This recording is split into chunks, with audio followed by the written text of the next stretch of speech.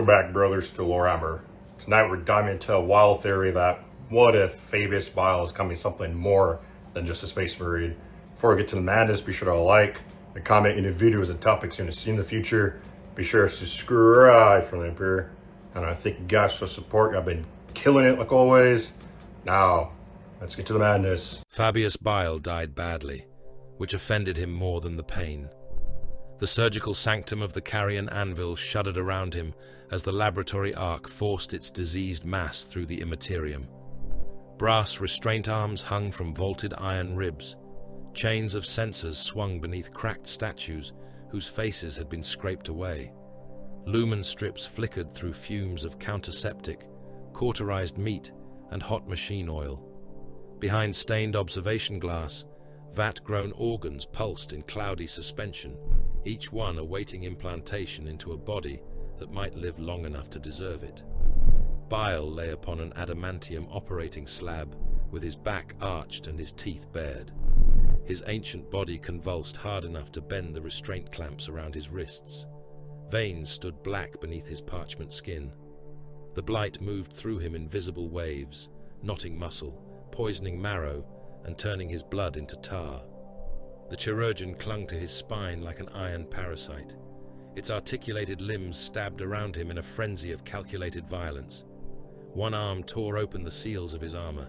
Another punched an injector through the meat beneath his sternum and emptied a reservoir of combat stimulants directly into his primary heart. Bone saws shrieked. Surgical hooks drove beneath his ribs and wrenched them apart until cartilage cracked. Apothecary Tsimisk Cordus watched the Medicae displays drown in warning runes. Primary cardiac rhythm collapsing, Cordus said. Secondary heart attempting compensation. Hepatic function below survivable tolerance. Survivable, Bile rasped, is a word employed by physicians who have accepted mediocrity.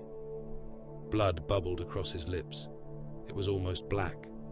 A servo skull hovered beside his head, its transcription quill scratching across a sheet of vat parchment. Bile turned his face towards it, as if delivering a lecture to inattentive students. Record. Terminal manifestation continues to accelerate despite the revised marrow cultures. Cellular senescence remains inconsistent. Muscular tissue displays acceptable resistance. Neural degradation remains negligible. The principal weakness is vascular. His body seized again. The chirurgeon forced a hooked limb into the cavity beneath his ribs, clamped the secondary heart, and tried to compress the rupture before it occurred. It failed. The heart split along its posterior wall. Black blood struck the chirurgeon in a pressurized sheet. It sprayed across the slab, pattered against Cordus's breastplate, and ran in oily streams through drainage channels cut into the floor. Bile's lungs filled almost at once. His chest rose, but no air entered. He coughed clots and strips of dead tissue across his own chin. Cordus reached for the emergency stasis control. Bile caught his wrist. The strength remaining in that decaying hand was enough to stop an armored apothecary. "No stasis," Bile said. "My lord, the body may still be recoverable." "This body has rendered its verdict." The chirurgeon forced another stimulant into him. Bile's back bowed. His eyes widened as the drug drove his failing organs into one final burst of activity. "Continue recording," he ordered.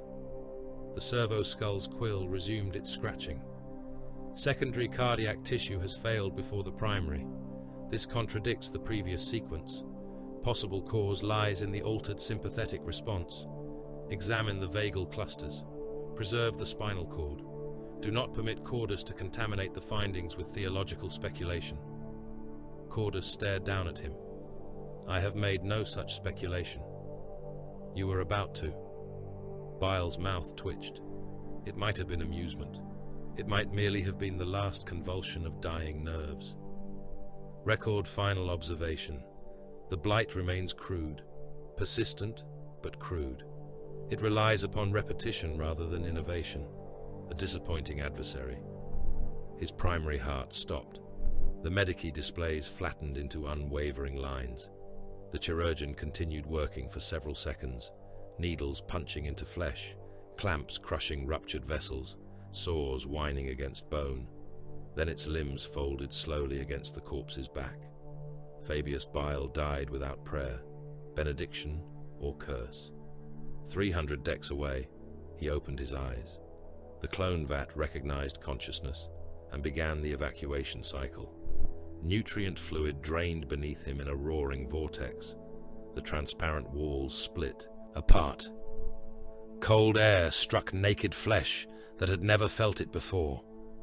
Bile vomited amniotic slurry across the grated floor. Servo arms descended from the vault ceiling. One clipped the nutrient cables at the base of his skull. Another severed the umbilical tubes entering his abdomen. A third burned closed the wet sockets running along his spine. The smell of scorched flesh filled the chamber. He stepped from the vat before the release cradle had fully extended. The new body was pale, lean, and biologically young, though the face already bore the severe lines expected of him. He flexed his fingers, testing tendon response. He rolled one shoulder, listened to the rhythm of both hearts, and drew a slow breath through newly opened lungs. The transfer had been imperfect. There was always a moment after awakening when memories returned without order. Chemos, the Great Crusade, Fulgrim's perfection curdling into appetite, terror burning, laboratories lost to treachery, war, and time, 1,000 failed bodies, 1,000 deaths. He allowed the flood to settle into sequence. A vault servitor approached bearing a robe of dark synth cloth. Bile pulled it around himself. "Cordus," he said. The chamber's vox grill crackled. "I am present, my lord." "How long?" "Your prior body expired less than a minute ago. Place it upon the primary dissection slab. Preserve the internal temperature. I will conduct the examination." There was the faintest pause. "Should you not undergo diagnostic testing first?" Bile looked up at the grill. "Do you imagine I require your permission to determine whether I am alive?" "No, my lord." "Then prepare the corpse." By the time Bile returned to the sanctum, his former body had not yet cooled. It lay stripped upon the slab, its armor removed and its chest held open by rib spreaders. The dead chirurgeon had been detached from the spinal ports and hung from a suspensor rack nearby, its bladed limbs dripping diluted blood into a steel basin. Bile washed his hands in counterseptic and selected a monomolecular scalpel. Cordus stood opposite him. The apothecary wore battle plate of bruised violet beneath a stained leather apron. The markings of his former legion had been cut away and replaced with lines of surgical script. His narthecium rested upon the edge of the slab, its reductor and injector housings polished with obsessive care. Bile opened his own corpse from throat to pelvis. He worked without reverence. Skin peeled back beneath the scalpel. Muscle layers parted under hooked retractors. He removed the ruined secondary heart, weighed it, sampled its blackened tissue, and placed it within a specimen tray. He cut out one lung and squeezed clotted blood into a measuring vessel. "A disgraceful failure," he said. Cordus examined the exposed cavity. The stimulants accelerated the rupture. The stimulants revealed an inevitable weakness. "You administered the latest cultures yourself. Then the error is mine." Cordus glanced up, surprised. Bile gave him a thin smile. "Do not look so astonished. Recognition of error distinguishes science from faith." They removed the primary heart next. It was larger than that of an unmodified human, dense with ancient scar tissue and threaded with vessels altered by millennia of chemical intervention. Cordus leaned closer. "Wait." Bile stopped cutting. The apothecary activated a magnification lens over his right eye. A red beam passed across the heart, then along the nerve clusters behind it. "There," Cordus said. At first, the structures resembled ordinary bundles of ganglia darkened by the blight. Under magnification, the pattern became impossible to dismiss.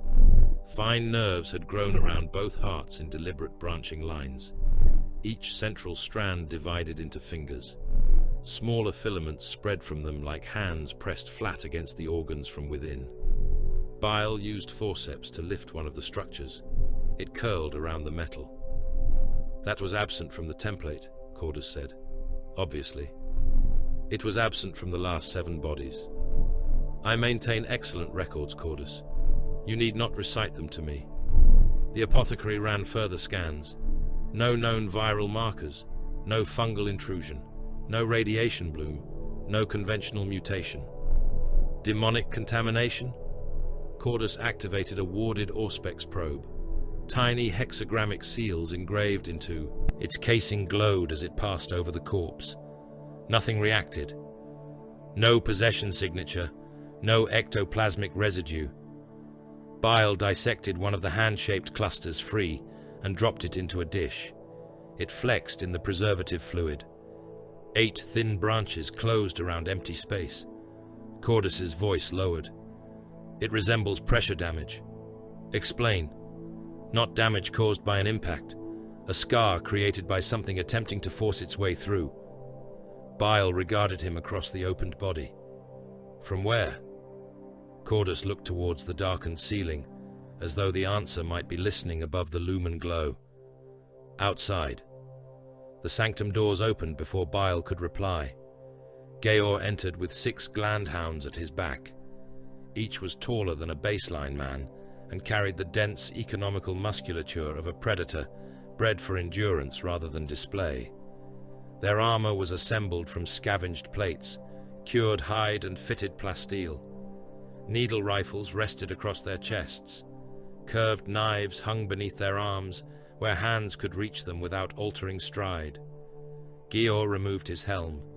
His skin was ash-grey, his eyes black and reflective. He looked at the naked clone, then at the corpse upon the slab. "You died again," he said, "for a given definition of death." The enclaves felt it. Bile's scalpel paused above the exposed spinal column. Felt what? Your ending. The glandhounds behind Georg shifted uneasily. They were not men inclined towards visible fear. Bile had designed that weakness out of most of them. Georg continued. The dreams began before your body failed. They spread through the hidden settlements. Not one world. Dozens. Every bloodline descended from the first stock. Every pack that still carries your work. How many subjects? Millions. An estimate is not data. 3 million confirmed before the astropathic relays began failing. More reports are arriving. Bile set the scalpel down. Describe the dream. Georg's nostrils flared. A figure stood above a field of bodies. It was taller than a titan, though there was no sky above it. Its skin was stitched from different species. Its bones were metal. Blades grew from its spine like the limbs of your chirurgeon. One of the glandhounds whispered a warding phrase. Georg silenced him with a glance. It had mouths, he continued. Thousands. Human mouths. Astartes mouths. Things without names. They screamed while the figure worked. It cut open the dead and made them rise changed. Bile watched him carefully. And its face? Yours. Cordus's gaze moved towards the specimen dish.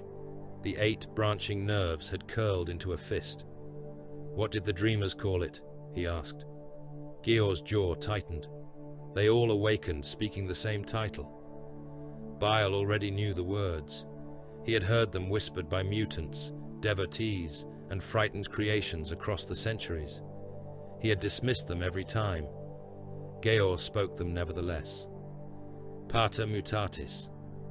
The captured worshipper was brought to the sanctum in chains. He had once been human. Bile judged him to be male, and perhaps 60 standard years of age, though layers of grafted muscle distorted the frame and made precise assessment difficult. Crude surgical scars covered his torso. Additional glands bulged beneath his neck. An 8-fingered hand had been branded over his sternum. Bile secured him within a cranial restraint. The man smiled even after the first drill touched bone. Father, do not call me that. You made the blood that made my blood. I have made many regrettable things. The drill opened a ring around the top of the skull. Bile lifted the bone away and exposed the glistening surface beneath. The worshipper began to tremble, not from pain, but from ecstasy. Cordus connected neural needles to the frontal lobes. The Vox-linked probe translated electrical activity into sound. Bile stimulated the visual cortex. "What did you see?" The man's body strained against the restraints. "You. That answer lacks utility. The father beneath the skin, the hand inside the flesh." Bile increased the current. Blood ran from the subject's nose. Where did the image originate? Everywhere. Bile excised a strip of frontal tissue. The man's expression slackened. His speech lost rhythm, then grammar. Bile removed another section responsible for memory association. Where? Father. He severed the connection between the cerebral hemispheres. Explain the dream. Father. He destroyed the centers governing language. The man's mouth stopped moving. The neural probe continued speaking. Father, father, father. The voice no longer came from organized thought. It pulsed from scattered electrical storms deep within the exposed brain.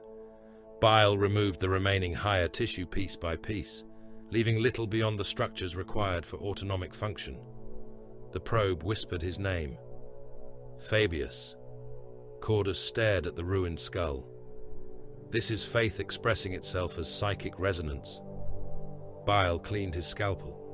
Faith is a neurological defect common to frightened animals.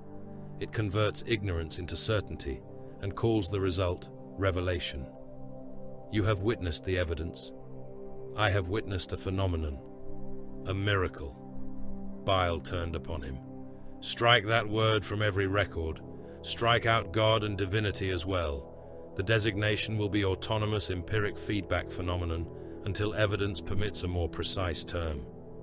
Cordus bowed his head. As you command. The Imperial Psyker arrived screaming before the doors opened. Iron muzzles had been locked around his head and throat. Null collars surrounded his neck. Black-robed servitors dragged him between them, while his bare feet left bloody streaks across the floor. The moment he saw Bile, his eyes burst. Fluid and shredded tissue ran down his cheeks. He fell to his knees, howling through the muzzle. "It sees you," he shrieked. Bile approached with his needler in hand. "What sees me?" "Something immense, something made from all the things you abandoned." "Specificity, please." "It is looking through them." "Through whom?" The Psyker's empty sockets turned towards the clone vaults beyond the walls. "Every body, every dead shell, every copy. It looks through all your eyes." Bile raised the needler. The Psyker laughed until blood filled his mouth. "It does not know where you end." A toxin dart struck his throat. "And where it begins." The Psyker collapsed. Bile ordered the skull opened before the heart had stopped. Cordus removed the brain and transferred it to a suspension vessel, linking the visual cortex to a hololithic projector. The last image unfolded above the slab. A dead star burned around a black sphere buried beneath an imperial forge moon. Manufactorum towers surrounded it like iron teeth. Across the surface of every nearby world, figures knelt in their billions. Coordinates formed from the dying psychic impulses. Bile studied them in silence. Later, after the sanctum emptied, Cordus returned alone. He removed a fragment of tissue from the dead body and placed it within a small reliquary of black iron. The flesh twitched. It spread across the inner surface, growing tendons, joints, and pale hooked nails. An 8-fingered hand pressed itself against the glass. Cordus sank to one knee. Far below him, alarms awakened throughout the clone vault. Bile entered as condensation rained from the ceiling. Hundreds of inactive bodies floated behind curved glass. Their hearts were still. Their vats remained disconnected from power. Their minds possessed no memories and no capacity for speech. Every eye opened. Every mouth moved beneath the nutrient fluid. Their voices came through sealed tanks as one vast wet chorus. "Father, we are hungry." The progenoid gland floated beneath cold lumen light, pale as drowned flesh, and threaded with veins too fine for an unaugmented eye to follow. Fabius Bile watched it turn within the suspension field. It had been removed from Alpha Primus beneath conditions that would have reduced a lesser specimen to spoiled meat. Yet the gland remained active. Nutrient tendrils probed the fluid around it. Primitive cellular structures opened and closed, like mouths tasting an unfamiliar atmosphere. Every few seconds, a contraction passed through the tissue and stirred the black preservative medium. Belisarius Cawl had hidden his ambition inside flesh. That, more than the theft itself, pleased Bile.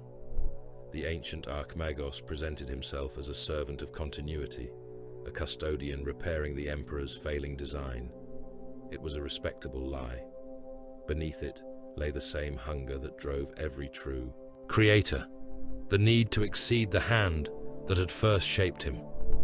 Cawl had taken the gene lines of the Legiones Astartes, broken them into usable principles, and forced those principles together within a single transhuman organism. Alpha Primus was not merely an improved space marine. He was a confession written in marrow. His organs carried incompatible inheritances, bound together by techniques beyond conventional primaris implantation. Bile leaned closer to the containment vessel. "Vanity," he said. Corders stood behind him, armored in violet plate stripped of its old Legion markings. "Cawl's? Whose else? Yours, perhaps?" Bile glanced back. The renegade apothecary did not lower his eyes. That was why Bile kept him. "A crude attempt at wit," Bile said, "but not entirely without merit." He returned his attention to the gland. He would never have praised Cawl aloud. Admiration encouraged complacency in its recipient and weakness in its observer. Still, the work deserved acknowledgement. Privately. "The Archmagos has spent 10,000 years insisting he is repairing another man's masterpiece," Bile said. "All the while, he has been teaching himself how to become indispensable to it. Much as you did within the Third Legion." Bile smiled without warmth. "No, I understood what I was from the beginning." Beyond the observation gallery, 300 bodies waited inside the primary implantation hall. Some had been abducted from Imperial aspirant stocks before they could receive a chapter's gene seed. Others were renegade space marines purchased, coerced or collected from battlefields, while their secondary hearts still beat. The rest had been grown aboard the carrion anvil in nutrient wombs, assembled from stabilized tissue banks and given skeletal structures capable of tolerating transhuman implantation. Capable, according to the calculations. Calculations were hypotheses until flesh proved otherwise. Bile entered the hall. 3 long rows of operating slabs stretched beneath a vaulted ceiling webbed in pipes. Medici servitors crowded each subject, their limbs ending in drills, retractors, bone clamps, and injector pistons. Surgical cherubs fluttered between stations, carrying sealed ampules in their claws. Drainage channels beneath the slabs already ran pink with preparatory blood. Every subject was conscious. Anesthesia distorted observation. Bile stopped beside the first abducted aspirant. The youth strained against iron restraints, while a servitor soared through his sternum. His screams rose into the cavernous hall and joined hundreds of others until the sound became a continuous mechanical shriek. "Begin implantation," Bile said. The hall obeyed. Servo arms descended. Cultured organs slid from glass caskets into opened bodies. Needles entered spinal columns. Bone stimulants flooded marrow. Modified gene seed, divided from the Alpha Primus sample and propagated through accelerated growth cultures, entered 300 separate hosts. The first death came before Bile reached the 4th slab. An aspirant's femurs lengthened faster than his surrounding muscles could accommodate. Bone punched through both knees, then continued growing. The new shafts split quadriceps, tore arteries, and drove through the skin in slick ivory spears. His pelvis widened until the joints separated with a series of wet cracks. Record from the inferior angle, Bile ordered. A servo skull adjusted its lens. The aspirant convulsed. One broken femur drove through his abdomen and opened the bowel from within. Cordus checked the Medicae runes. Catastrophic osmodular response. Obviously. Note the delay between mineral uptake and soft tissue adaptation. The aspirant screamed again. Bile frowned. Cordus. My lord? Reduce the ambient vox amplification. The subjects are not connected to the vox. Then cauterize their vocal cords. I cannot dictate over this noise. Cordus signaled the servitors. 300 thin blades descended towards exposed throats. The hall grew quieter by degrees. Not silent, never silent. The subjects still made sounds through torn flesh and obstructed airways. Wet clicks, gasping barks, the rattling exhalations of men drowning in their own blood. At the 37th station, a renegade space marine developed a second Biscopea beneath the first. Both organs began producing conflicting hormonal floods. Muscles swelled across his chest, shoulders and neck until the fibers tore free from their anchoring points. His left arm thickened to twice its former mass, crushing the restraints, then split longitudinally as new bone tried to form inside it. At the 62nd station, 3 new organs unfolded simultaneously within a vat-grown thorax. There was insufficient space. One compressed the primary heart, another wrapped around the lungs. The third forced the diaphragm down until it ruptured. The subject remained alive for almost 4 minutes. Bile watched the entire process. Poor spatial negotiation, he said. The growth cycle recognizes the host as unfinished tissue rather than an established anatomy. Cordus glanced across the hall. That error is repeating. Then it is no longer an error. It is a property. At the 109th slab, a former Astartes bit through his own tongue as something moved beneath his face. His jaw widened. Additional teeth formed behind the originals and pushed them from the gums. The skull elongated unevenly, the left side advancing ahead of the right until the brain was compressed against the cranium. At the 181st, the black carapace rejected the new tissue and tightened around the subject's organs like a strangling net. At the 236th, the implanted material produced a psychic discharge.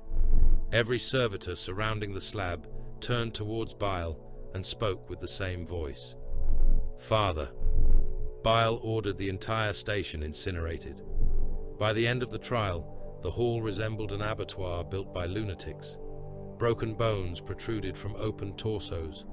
Organs pulsed in cavities they had not been designed to occupy. Blood steamed on heated decking. Medici servitors slipped in ropes of intestine and continued their work without pause. 299 subjects had failed. One remained alive. The survivor lay upon the last slab beneath a halo of green diagnostic light. He had been vat-grown from composite stock and possessed no name. His body was larger than it had been at the beginning of the trial. Musculature had thickened without tearing. The ribcage had broadened to accommodate every new organ. His skin had split in several places, but the wounds were already closing. Bile examined the Medici feed. The subject's hearts beat in alternating rhythm. When the primary organ weakened, the secondary altered its contraction pattern without external stimulation. Newly implanted glands had moved within the thorax, shifting their own attachment points to avoid competing for blood flow. Cordus passed a warded scanner over the skull. Psychic resistance exceeds the limits of the instrument. Expose him. My lord, open the chest. He has survived implantation. Then survival has supplied us with another question. Cordus stared at him for a moment, then activated the servitors. The survivor's restraints locked tighter. Blades cut through regenerating skin. A rotary saw entered the sternum. The subject awakened as the rib spreaders opened him. He did not scream, his eyes fixed on Bile. You understand me? Bile asked. The subject nodded once. Good. Your designation is Apex Null. The warrior's lips moved around a throat still raw from vat tubes. Why? Because success should never be permitted to mistake itself for identity. The opened chest revealed no surgical chaos. Every implanted organ had found a viable position. Some had grown new vascular connections. Others had altered shape entirely. Bile pushed his hand into the cavity and lifted an unfamiliar gland between two fingers. It changed color at his touch. How industrious, he murmured. Apex Null's abdominal muscles tightened around the incision. The tissue attempted to close despite the retractors holding it apart. Bile cut deeper. The warrior's hand clenched. The restraint groaned. You endure discomfort well. Pain is information, Apex Null said. Bile looked at Cordus. The apothecary said nothing. That phrase was not included in his hypno-conditioning, Bile said.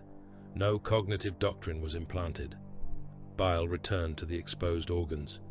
Then he is either observant or contaminated. The latter possibility proved more interesting. Samples taken from Apex Null reacted when brought near tissue, harvested from Bile's dead clone. Nerve fibers within both specimens turned towards one another across separate containment dishes. Their movements were slow, but unmistakable. Cordus activated the empiric monitor. The readings climbed. No direct contact, he said. No shared fluid. No electromagnetic bridge. Yet they recognize one another. The pattern resembles the resonance detected in the dead clone. Bile placed a sliver of alpha primus-derived progenoid tissue beside the branching nerve scar. Both samples contracted. A sound emerged from the monitor, not a voice. A cluster of overlapping impulses given form through the machine's audio relay. For a moment, it resembled distant chanting. Bile muted it. Gene seed has always carried more than anatomical instruction, Cordus said. Memory, inclination, inherited instinct. Superstition built around poorly understood mechanisms. Perhaps superstition preserved an observation that science failed to describe. Bile turned slowly. Cordus met his gaze. The reliquary hidden beneath the apothecary's robes pressed cold against his breastplate. Within it, the 8-fingered hand continued to grow. Bile looked away first, not in concession, but because the samples were more interesting. Gene seed may act as a receiver, he said, not for thought as such, for expectation, identity imposed through repetition. The sons inherit the image of the father because every generation reinforces it. And belief? An imprecise word.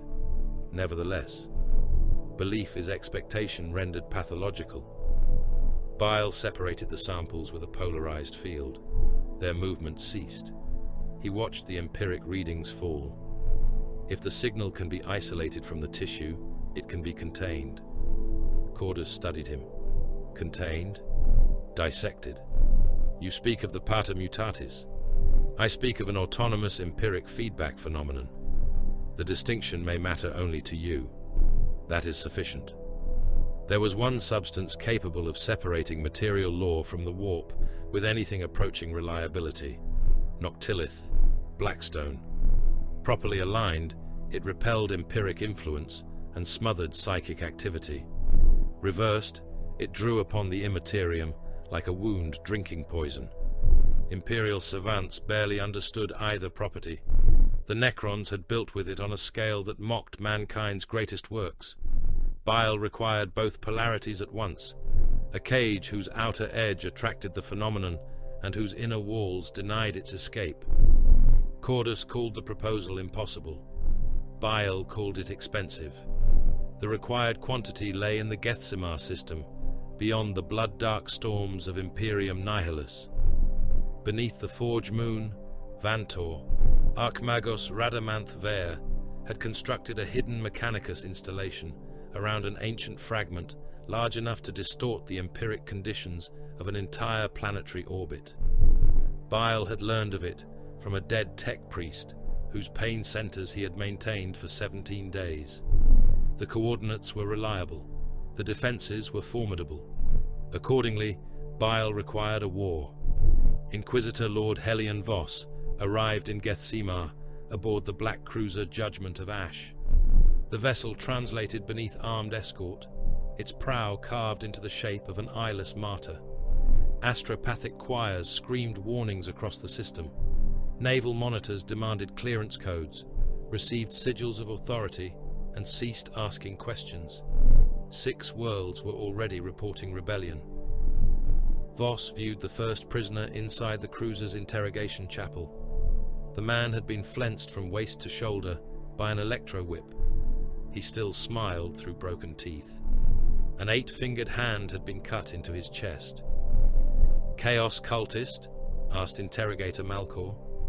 Voss studied the blood analysis scrolling across the hololith. No. The prisoner's tissues contained dormant organ structures, reinforced connective fibers, modified glands, alterations too precise to be mutation and too deeply inherited to have been implanted during the current uprising. "How old is the contamination?" Malcor asked. "Centuries. Then these men were born corrupted?" "No. Their ancestors were altered. The changes slept in the blood until something awakened them." Voss looked through the armor glass at the smiling prisoner. "Find every family line carrying the markers. Seal all ports. No vessel leaves the system." "And the symbol?" Voss magnified the carved hand. "I have seen it before." Far from Gethsemar, Bile received his allies aboard the Carrion Anvil.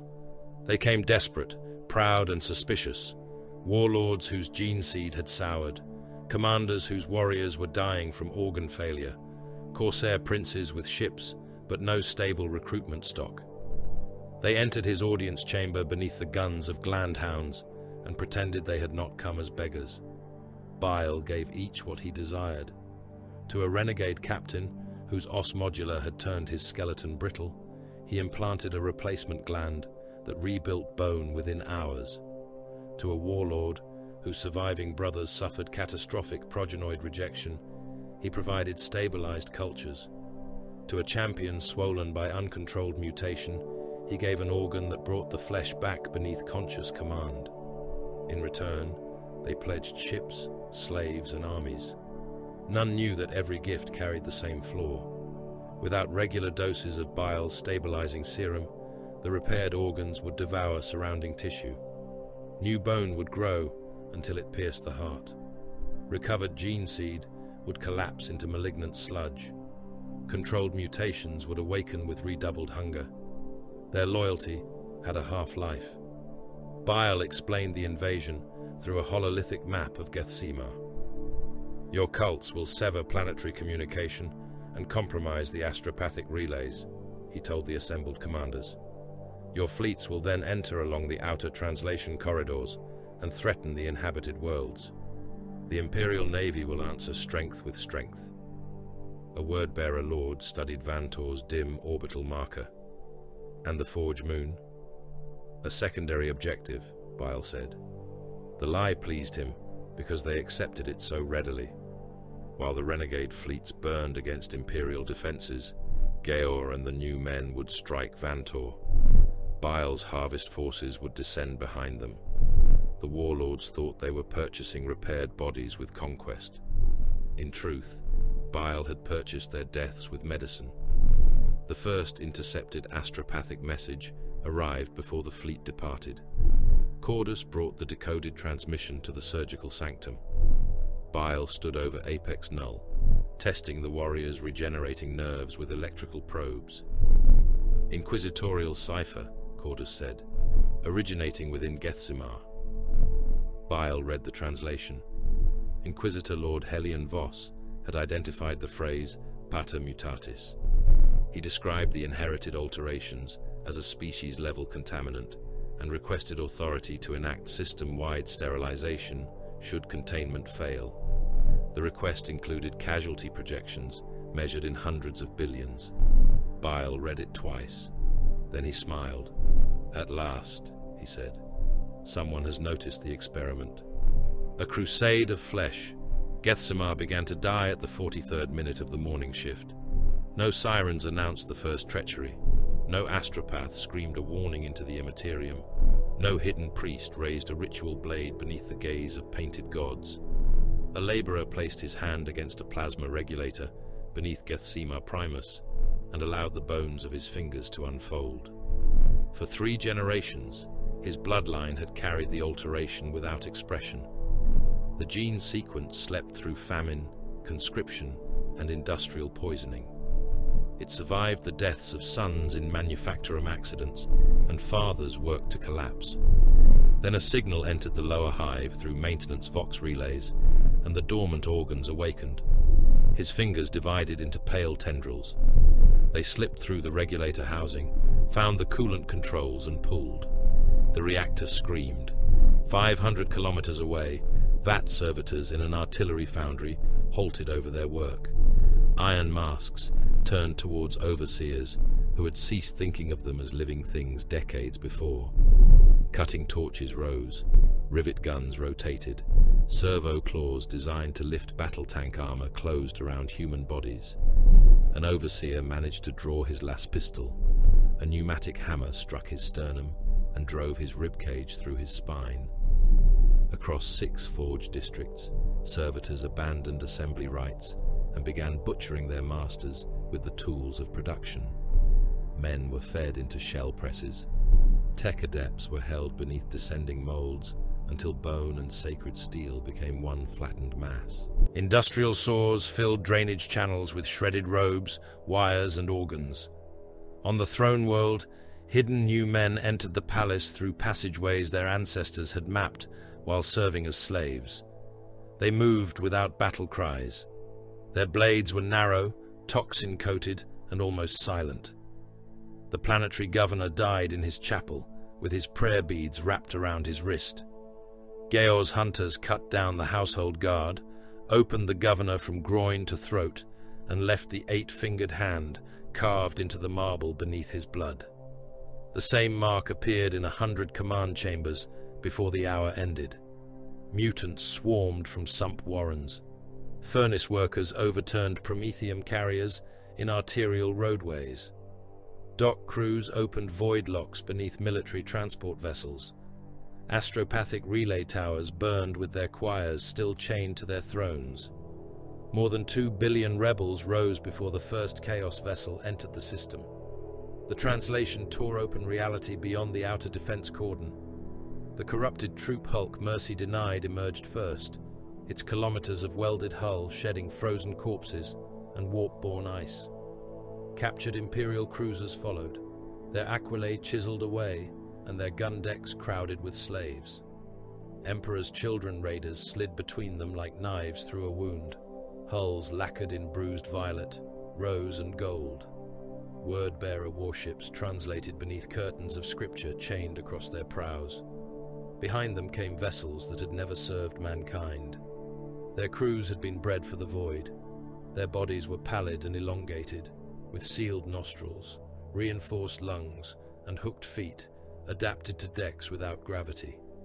They nested in the walls, drank nutrient paste through feeding tubes, and felt changes in pressure through membranes stretched across their ribs. To Imperial augurs, the coalition appeared barely controlled. Captains broke formation to pursue isolated defense monitors. Emperor's Children warlords competed for the honor of first blood.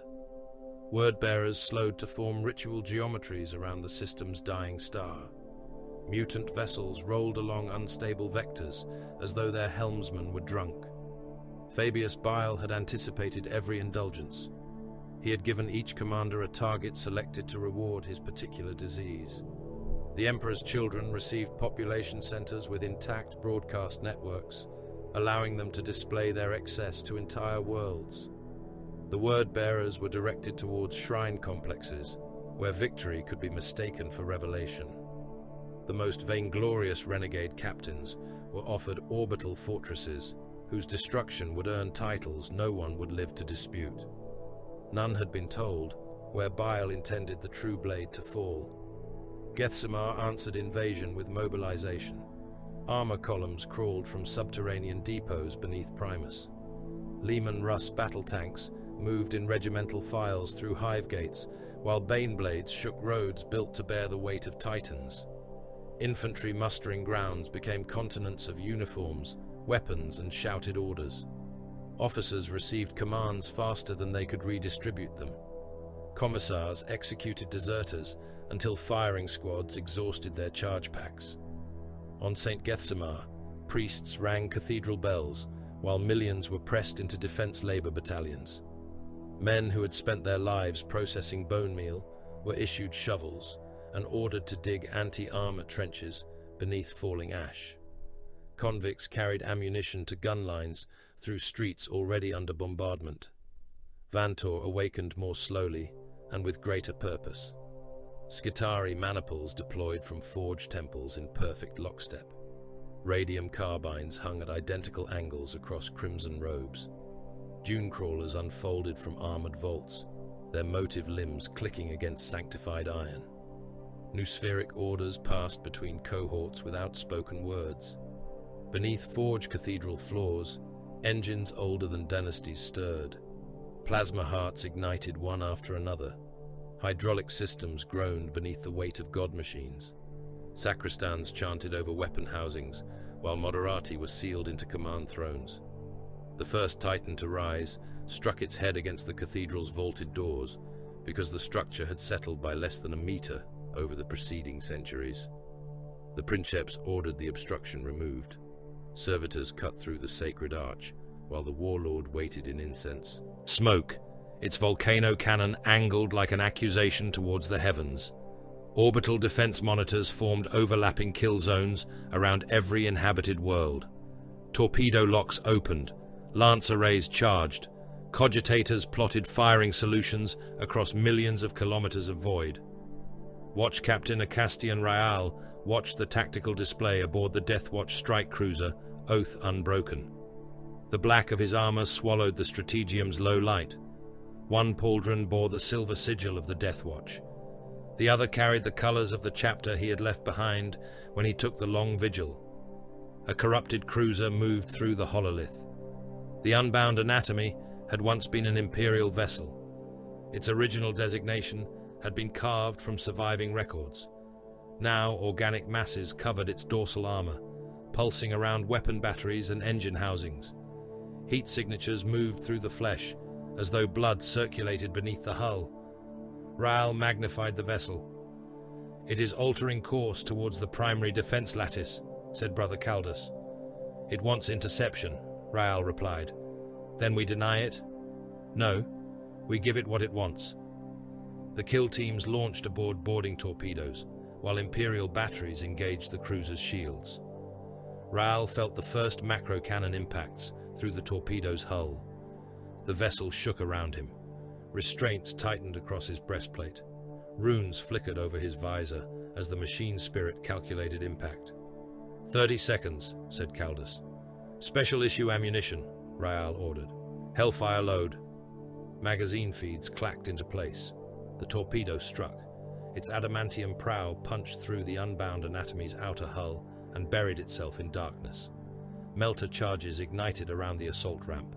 Metal sagged into white liquid. "Breach!" Raal moved first. The corridor beyond was alive. Human skin stretched over bulkheads in translucent sheets. Veins crossed the ceiling. Teeth had grown in clusters around ventilation grills. The floor contracted beneath the Deathwatch's boots, as though attempting to swallow them. Shapes came from recesses in the walls. Raal's bolt gun fired. The Hellfire round entered the first creature's chest and burst. Bioacid filled the torso. Skin ballooned, split, and released a wash of liquefied organs. Caldus fired twice into the second target. Mass reactive shells detonated inside its skull, filling the corridor with bone splinters and grey matter. "Advance," Raal said. The kill team moved through wet resistance. The ship fought them with every surface. Walls tightened around shoulder plates. Bladed limbs emerged from sphincter-like hatches. Human faces pushed through membranes and screamed warnings in voices warped by pain. Brother Yevron cut one free with his combat blade. The face brought half a body with it. A man spilled from the wall without skin below the waist. spine trailing nerves fused into the vessel. "Kill me," he whispered. Yevran crushed his skull beneath one boot. The passageway continued contracting. Raal fired into the ceiling. Hellfire rounds ruptured nerve clusters hidden behind the organic sheathing. The ship convulsed. Doors opened farther ahead. "It distributes pain throughout the hull," Caldas said, "then hurted everywhere." They reached a junction where the flesh had thickened around a pulsing node larger than a battle tank.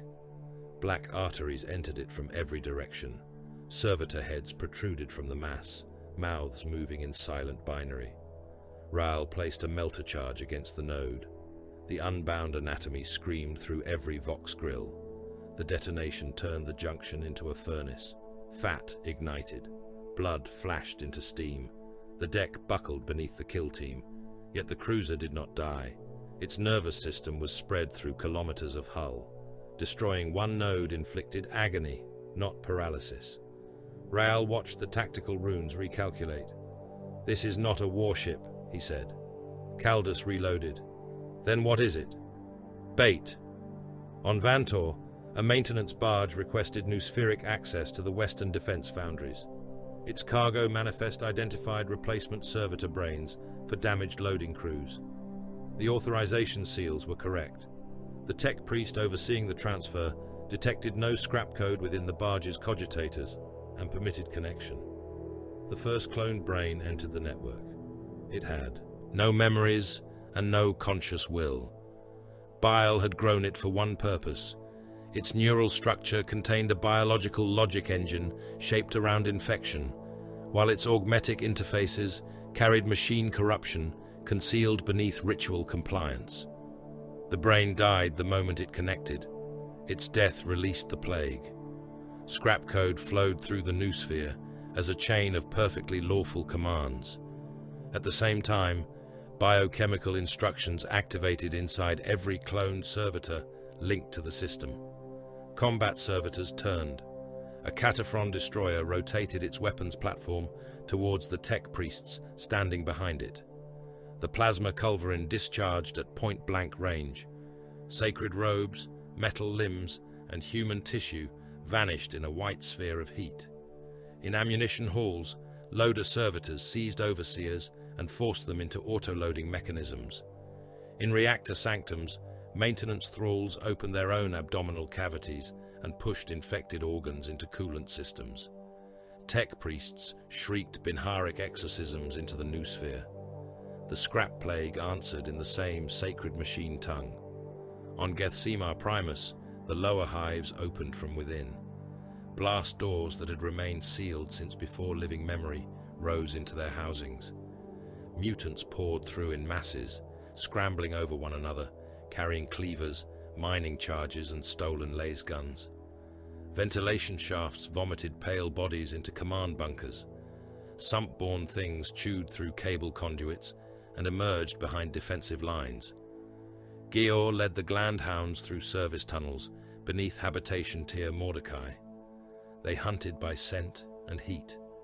Imperial officers had been marked weeks earlier by infiltrators who added trace chemicals to their uniforms, rations, and devotional oils. To the Glandhounds, each commander burned against the background stink of the hive like a lumen beacon. Gior smelled a kernel through 3 bulkheads. He drove a breaching spike into the first wall. The charge tore ferrocrete outward. His pack entered through the dust before the defenders understood the explosion. Needle rifles whispered. Officers fell with darts in their throats.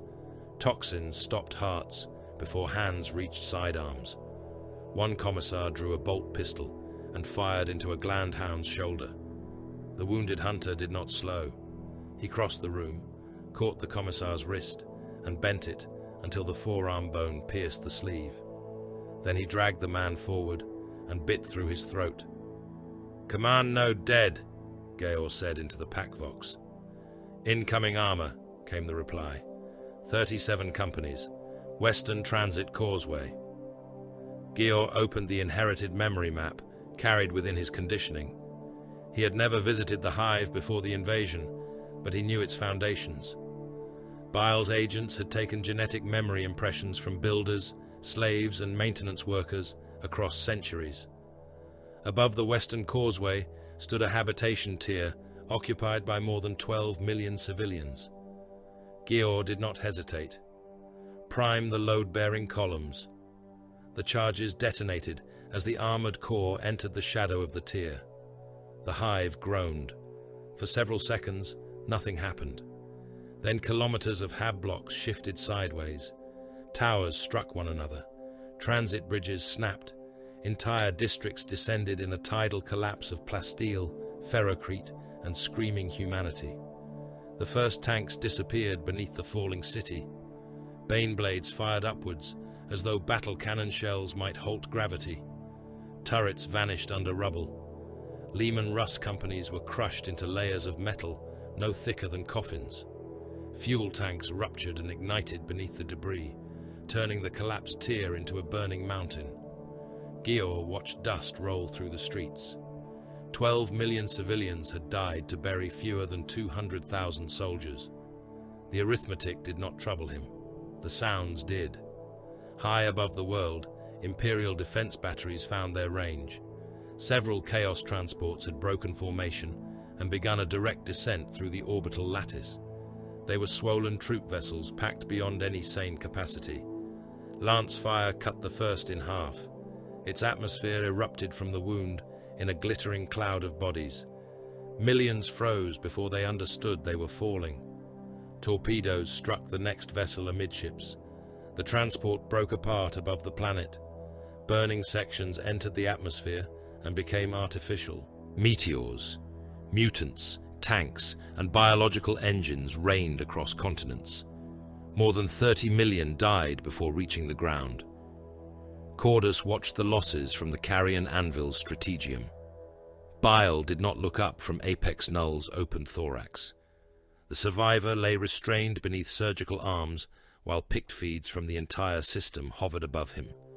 Bile worked one-handed, guiding a nerve probe through the warrior's exposed chest, while his other hand adjusted the hololith. "They have destroyed the first transport wave," Cordus said. "They were intended to. 30 million specimens. Unstable specimens." Bile touched a rune. Weapon ranges appeared across the orbital display. "Their deaths have identified the traverse limits of every lance array, the reload rhythm of the torpedo silos, and the response delay between local command and fleet confirmation." Apex Null's organs contracted around the probe. Bile watched the response. "Armies are bodies," he said. "Supply lines are arteries. Commanders are nerve clusters. Morale is an endocrine reaction to anticipated pain. Cut the correct tissue, and even the largest organism collapses. And Vantor? The heart rarely understands that it is being approached until the blade touches it." The Vox chimed. Inquisitor Lord Helion Voss stood within Vantor's command nexus, facing Archmagos Radamanth Ver. Ver's body hung beneath a crown of mechadendrites. Most of his flesh had been replaced, but a strip of pallid face remained within the machinery, preserved as proof that a human being had once occupied the chassis. "The civilian worlds require reinforcement," Voss said. "Negative. You will redirect the Skitarii reserves." "Negative." Voss stepped closer. "Billions are dying. Billions are reproducible." The Inquisitor's hand rested upon his pistol. "What lies beneath this moon?" Ver's ocular lenses contracted. "Restricted research. I possess authority to know. You possess authority issued by biological institutions, whose data integrity is compromised." Voss drew the pistol and aimed it at the surviving flesh within Ver's machine body. "I will execute every organic member of your priesthood and interrogate what remains." Ver emitted a burst of Binharic static. It might have been laughter. "Personnel are replaceable. The research is not." Voss understood then that the Forge Moon had never been a secondary target. Far beyond Vantor, another vessel translated into the system. It was a battle barge, black-hulled and vast, its flanks covered in burning scripture. It did not join the Word-Bearer formation. It did not answer fleet challenges. It moved alone towards the Carrion Anvil, while the war consumed everything around it. Dark Apostle Mordrath Vale crossed Bile's sanctum without escort. Armed mutants lowered weapons as he passed. Glandhounds watched him with teeth bared. He wore crimson armor beneath robes written with prayers in languages older than the Imperium. A Crozius hung at his side, its head shaped like an 8-pointed sun. Bile continued operating. Mordrath reached the slab, looked upon Apex Null's exposed organs, and lowered himself to one knee. "I have come," the Dark Apostle said, "to deliver your birth." The Gospel of Mutation. Fabius Bile regarded the kneeling Dark Apostle as he might have regarded an unexpected tumor. Mordrath Vale remained upon one knee before the operating slab. The crimson plates of his ancient war gear were buried beneath parchment, chains and strips of cured skin. Colchizian scripture crawled across his armor in ink, mixed from ash and blood. The head of his accursed Crozius rested against the deck, its blackened points glowing with restrained witchfire. Apex Null lay open between them. The warrior's ribs had been spread wide. His hearts beat beneath surgical light, while medici tendrils separated organs that refused to remain where Bile had placed them. Each time a clamp touched the exposed tissue, the body adapted. Vessels rerouted themselves. Glands shifted within the thoracic cavity. Muscles formed new anchor points around the intrusion. Bile drew a sample from a swelling organ and deposited it within a crystal phial. "My birth," he said. "You have crossed half a burning galaxy to begin with a metaphor. Not a metaphor. Then you have crossed it to begin with an error." Mordrath rose. He towered above the mortal attendants, though the hunched apparatus upon Bile's back made the primogenitor's silhouette no less imposing. The chirurgeon's limbs hovered around him, blades glistening above the opened specimen. "You believe gods are chosen," Mordrath said. "I believe gods are mistakes. You believe their mortal vessels must consent. I believe consent is a fiction used by priests to dignify surrender." The Dark Apostle's helm hung from a chain at his waist. His face was old, even by the measure of the Legiones Astartes, pale flesh drawn tightly across a skull, reinforced by 10 millennia of war. Ritual scars formed concentric circles around his eyes. "Gods are not elected," Mordrath said. "They accumulate." Bile turned back to Apex Null. A statement with all the precision expected of theology. "They accumulate through repetition, through symbols carved into the mind until thought itself follows their shape, through suffering given meaning, through longing repeated by generations, through names spoken by millions who have never met and yet fear the same thing." The chirurgeon lowered a needle through the survivor's diaphragm. Apex Null's hands tightened around the restraints, bending the adamantium braces by fractions. Mordrath stepped nearer. "Every creature that calls you father feeds the shape. Every mutant who begs you to deliver him from the tyranny of his birth feeds the shape. Every new man who believes his blood is proof of your design feeds the shape. Every clone that bears your memories teaches the immaterium what Fabius Bile is." Bile injected the sample with a clotting reagent. The fluid inside the phial separated into branching crimson threads. "Warp entities are reflections," he said. "Emotional residue that has mistaken persistence for consciousness." "Parasites?" "Precisely. Vermin bloated upon the psychic refuse of lesser minds and mistaken for kings." Mordrath smiled. "I agree." Bile looked at him. The Dark Apostle's expression held neither insult nor triumph. That calm acceptance enraged Bile more thoroughly than fanaticism would have. "You agree," Bile repeated. "The gods are parasites. Why should that prevent you from becoming one?" For a moment, only the wet mechanisms of the operating slab disturbed the sanctum. Bile removed his gloves one finger at a time. "You have mistaken me for one of your trembling congregations." "No." "You imagine that speaking blasphemy softly gives it substance." "No." "You kneel before 4 predatory storms and call your submission wisdom." I kneel because gravity exists, Fabius. Acknowledging a force does not diminish me. You do more than acknowledge it. I use it. Mordrath spread his hands towards the sanctum. Vat lights glimmered upon the scripture covering his armor. As you use infection, as you use pain, as you use fear, you object to my instruments because they offend your vanity. Bile's needler was in his hand before the final word faded. The muzzle pointed directly at Mordrath's eye. Glandhounds around the chamber raised rifles. Word-bearer veterans beyond the open doors leveled bolters in answer. The sanctum tightened around the threat like muscle around a blade. Mordrath did not move. Bile considered killing him. The toxins loaded within the needler could stop an Astartes' heart, liquefy the nerves along his spine, or leave him alive while every sensory pathway burned. Yet the Dark Apostle possessed something Bile required, and need was the one law he permitted to restrain him. He lowered the weapon. Continue. Mordrath inclined his head. The 17th Legion has charted the thing your creations call Pater Mutatis for centuries. At first it was little more than a recurring disturbance, a shadow around mutant cults, a pressure sensed by prophets who dreamt of knives, birthing vats and species not yet born. Prophets are diseased psychers. Often. Mordrath walked around the slab. Apex Null's eyes followed him. The disturbance grew wherever your work took root. It appeared in the dreams of degraded colonists whose ancestors received your gifts. It whispered through failed clone bodies. It manifested in the delirium of warbands who begged you to repair their gene seed. And you watched. We recorded. You worshipped. We observed the possibility of worship. Bile gave a dry laugh.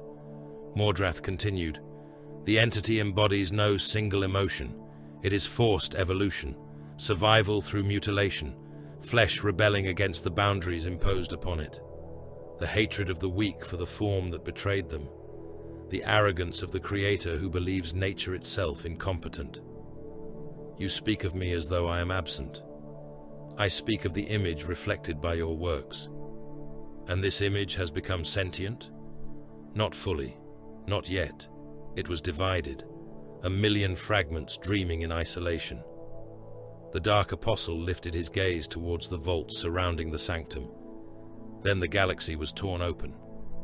The Great Rift needed no further name. Its wound divided the heavens beyond the hull, a storm of impossible color cutting the Imperium in two.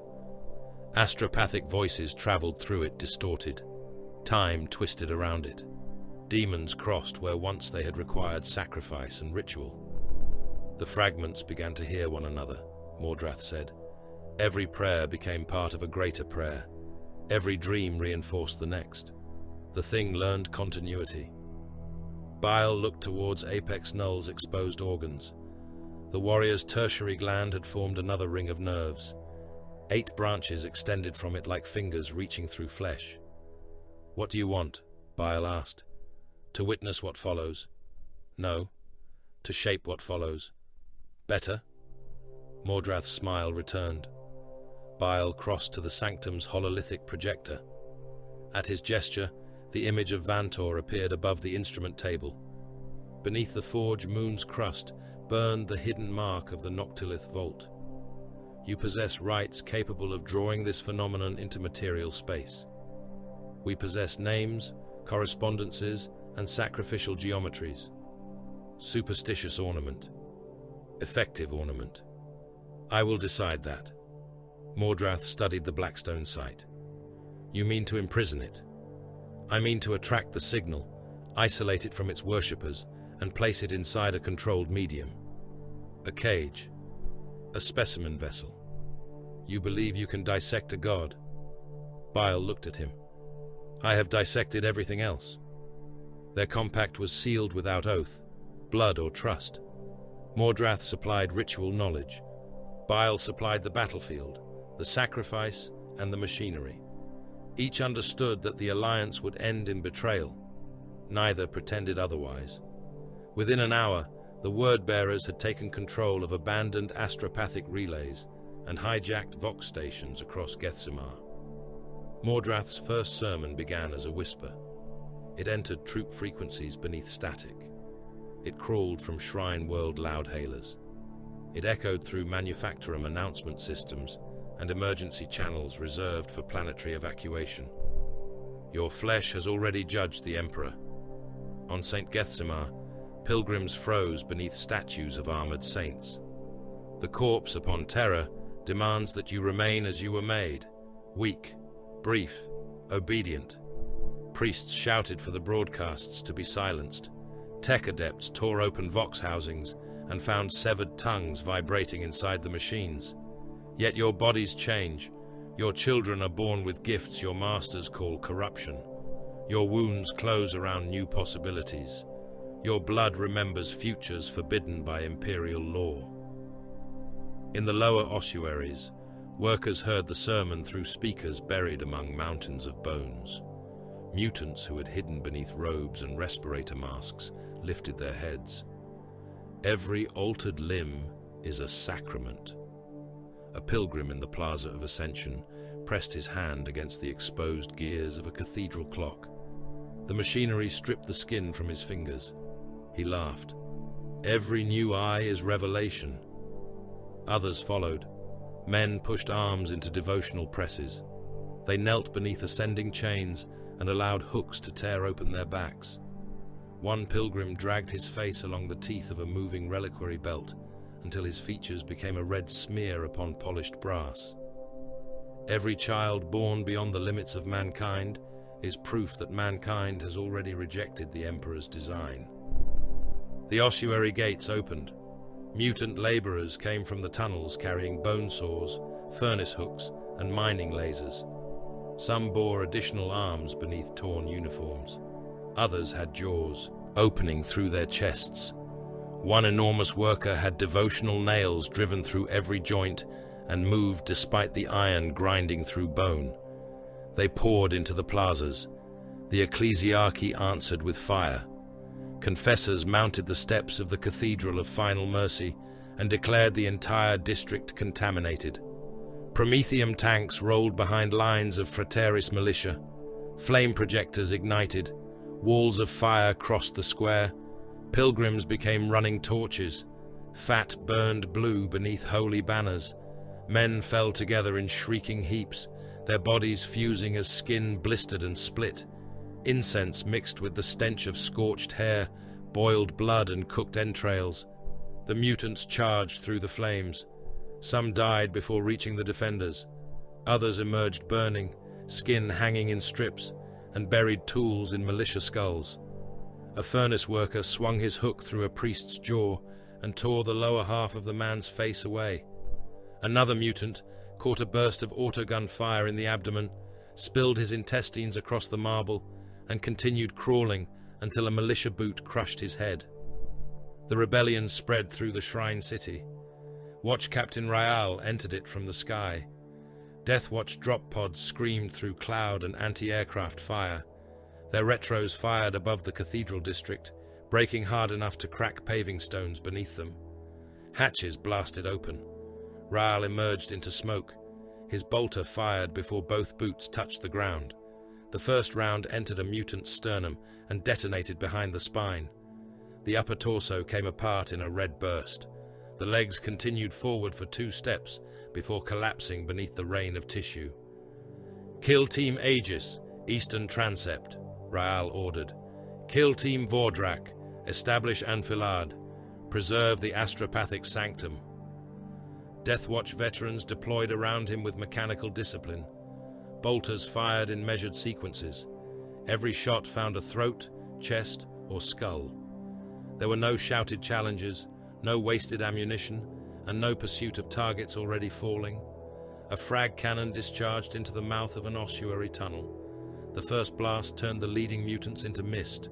The second filled the passage with bouncing fragmentation charges. Bodies burst against walls.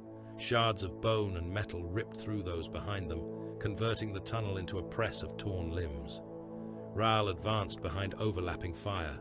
A mutant sprang from a balcony. Brother Calder struck it in mid-air with 2 bolt rounds.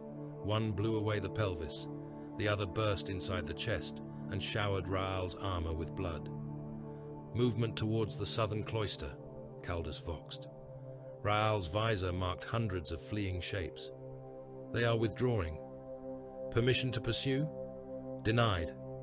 Caldus glanced towards the retreat. They are exposed. They want us divided. Raal looked beyond the cathedral spires. The astropathic sanctum rose in the distance, its stained glass towers untouched amid the burning city. The sanctum is the objective. Maintain formation. Across the Defenders' Vox network, priests began the litany of protection. The words passed from trench to bunker, from cathedral to command post. From mutation, the Emperor shields. The first implanted organisms opened. They had entered soldiers through ration supplements, recycled water and air filters months before the invasion. Dormant sacs clung to lungs and arteries, harmless until the cadence of the prayer triggered their chemical receptors. From corruption, the Emperor preserves. Hormones flooded imperial bloodstreams. A guardsman in the cathedral line screamed as an eye opened beneath his tongue.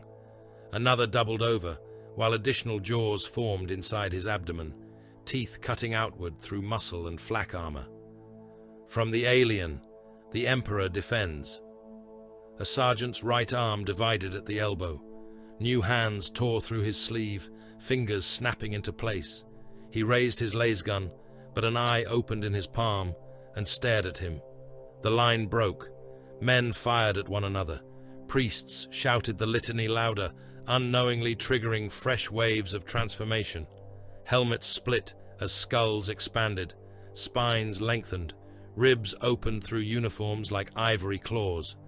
Raal seized a screaming militia officer by the gorget. What phrase began the reaction? The officer's mouth distended. Teeth formed across his gums. The Emperor shields. Raal snapped his neck before the new jaw could close. All kill teams, he voxed.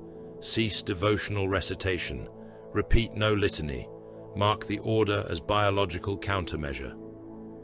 Within the Carrion Anvil, Bile listened to the prayer-triggered deaths through a dozen captured Vox channels. Conditioning remains effective, he said. A bound Space Marine chaplain knelt before him. The warrior's black armor had been shattered at the joints. His crozius lay broken upon the deck. Chains secured his arms behind his back, though 3 glandhounds still held hooked polearms against his throat. His helm had been removed. One side of his face was missing, exposing teeth and augmented bone. I am the shield of his will, the chaplain said. I am the voice of his wrath. Bile inserted a probe beneath the warrior's breastplate. The chaplain's secondary heart spasmed. I am interested in the mechanism of certainty, Bile said, not its poetry. The Emperor is mankind's light. Bile stimulated the Biscopea. Every muscle in the chaplain's body contracted. Chains groaned. Blood ran from split flesh beneath the armor seals. The Emperor is the master of death. Bile adjusted the current and paralyzed the primary heart. The secondary took over. The Emperor is the lord of the undying throne. Predictable. Bile opened the chest plate. The chirurgeon cut through ribs and lifted them aside. The chaplain continued speaking, while blood filled his throat. The Emperor is the fire before which darkness flees. Bile removed the left lung. The chaplain's voice became a wet rasp. The Emperor is the final. Bile removed the second. Silence followed. Cordus watched from the edge of the light. Bile attached conductive needles to the chaplain's black carapace and linked the spinal impulses directly to the Vox grill mounted in his armor. The speaker crackled. The voice returned without breath. The Emperor is. Better, Bile said. Now tell me what you see. The chaplain's remaining eye stared beyond him. A throne. What throne? Bodies. Your bodies.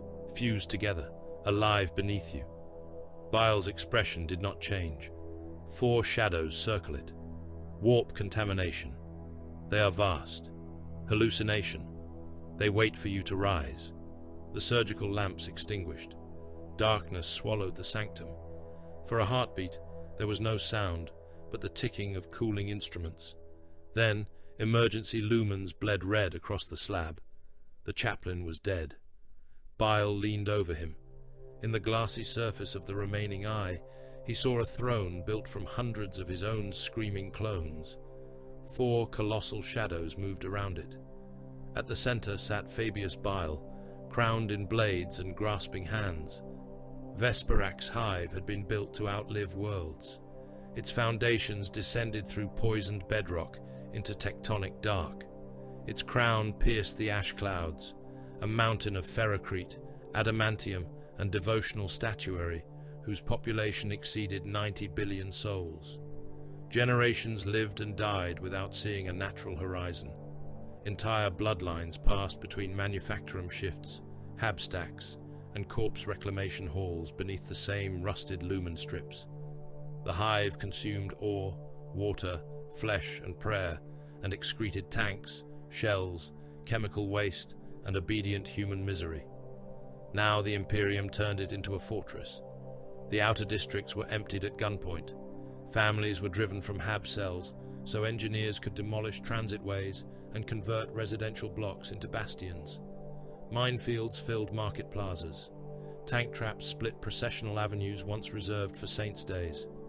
Prefabricated defense redoubts rose between statues of forgotten martyrs, their firing slits aimed down streets where pilgrims had once crawled upon bleeding knees. Artillery ranges were measured through entire city sectors. Basilisk batteries occupied freight yards and fired from beneath camouflage nets woven with strips of devotional parchment. Hydra platforms tracked the poisoned skies. Manticore launchers elevated their racks beside cathedral towers, while infantry regiments dug trenches through ossuary gardens, unearthing bones faster than the ecclesiarchy could reconsecrate them. Men worked until their hands split. Those who stopped were shot. Above them, the sky burned. The first Chaos bombardment began at dusk and continued until the distinction between night and day became meaningless. Captured Earthshaker guns opened from beyond the western wastes. Their shells crossed the horizon in shrieking arcs and struck the outer defense lines with enough force to lift bastions from their foundations. Ferrocrete became powder. Men became red fog trapped inside their armor. Entire platoons vanished beneath collapsing walls before seeing so much as an enemy silhouette. The bombardment advanced by measured degrees. Shells fell ahead of the traitor assault, then walked towards the hive in a creeping wall of smoke and fragmentation. Imperial officers shouted corrections into field vox units, while static gnawed their words apart. Observers died before completing coordinates. Counter-battery fire answered from Vesperax's gun decks, but many rounds struck positions already abandoned. The attackers had no need to preserve ground. They needed only to open bodies. Demon engines crawled through the shell craters. Defilers dragged their many-jointed limbs over shattered hab blocks, battle cannons recoiling between armor plates engraved with screaming faces. Mauler fiends bounded through minefields, losing limbs to buried charges and continuing forward upon the stumps. Venom crawlers moved behind them, their swollen abdomens glowing with empiric heat as they spat warp-charged fire into infantry trenches. A line company held the St. Audran causeway for less than 7 minutes. The first Defiler shell killed the command squad. The second tore open the trench wall and buried half the company alive. Then a Mauler fiend reached the position. Its fists crushed men into the revetments. One soldier remained caught beneath its foot, torso flattened, arms still clawing at the mud, while the engine dragged him forward as a smear. Corrupted aircraft dueled thunderbolts beneath clouds, blackened by burning promethium. Hell talons climbed through anti-aircraft fire, folded into impossible turns, and cut across Imperial formations with streams of Lascanon light. Thunderbolts met them head-on. Aircraft passed so close that pilots saw one another through cracked canopies before autocannon fire tore wings away. Burning machines fell into the hive. One struck habitation stack Enoch. Fuel tanks ruptured through 20 levels, turning stairwells into chimneys. Thousands died in the first blast. Tens of thousands more suffocated behind sealed blast doors, while emergency servitors continued broadcasting evacuation instructions to corridors filled with corpses. Behind the advancing traitors came Bile's harvest cohorts. They carried no banners. Surgical servitors rolled on segmented tracks through the mud, their lower bodies protected by plasteel cowling and their upper torsos encased in stained medici harnesses. Mechadendrites dragged wounded men from shell holes. Pneumatic clamps closed around wrists, ankles, and necks.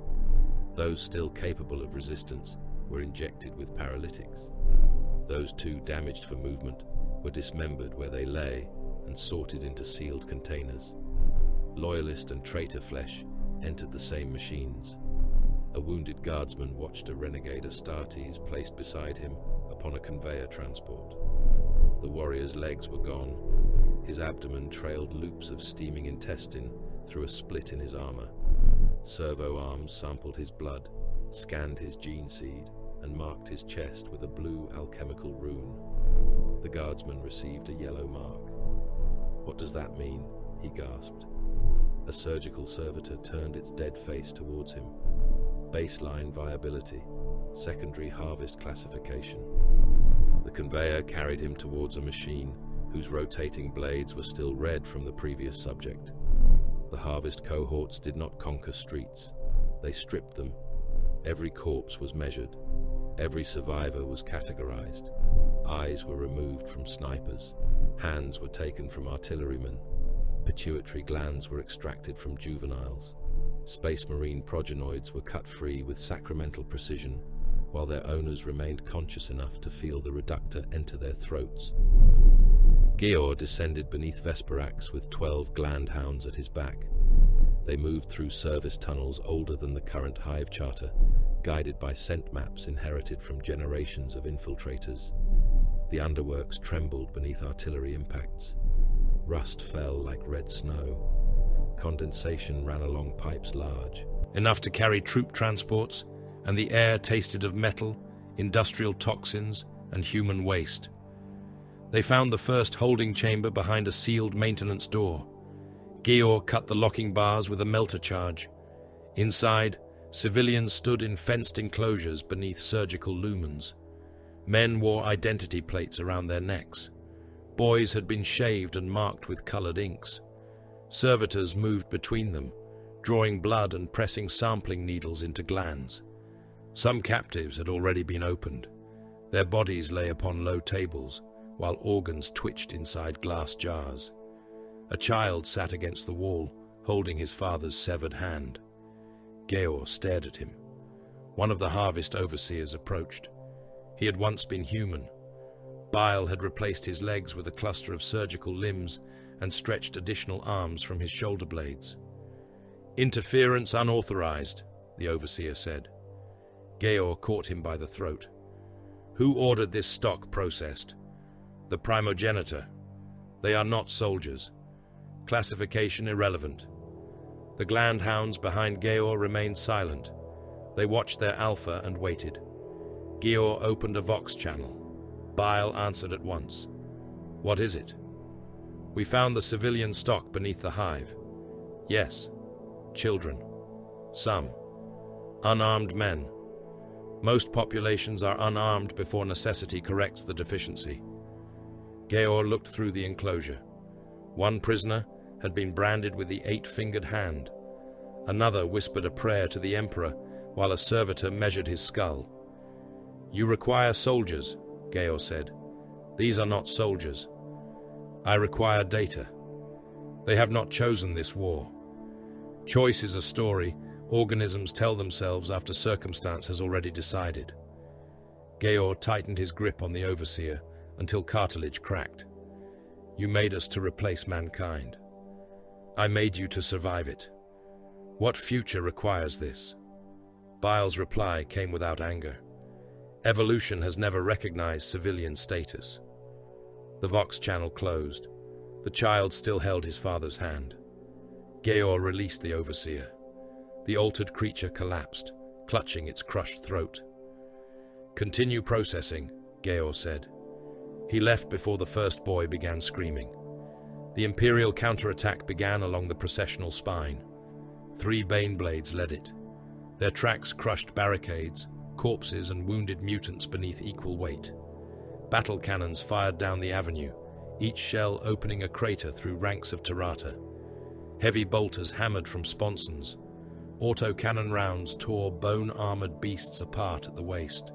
Behind the super-heavy tanks came Leman Russ squadrons in disciplined wedges, their hulls black beneath ash, and their commanders chanting range corrections over the Vox. The mutant lines broke.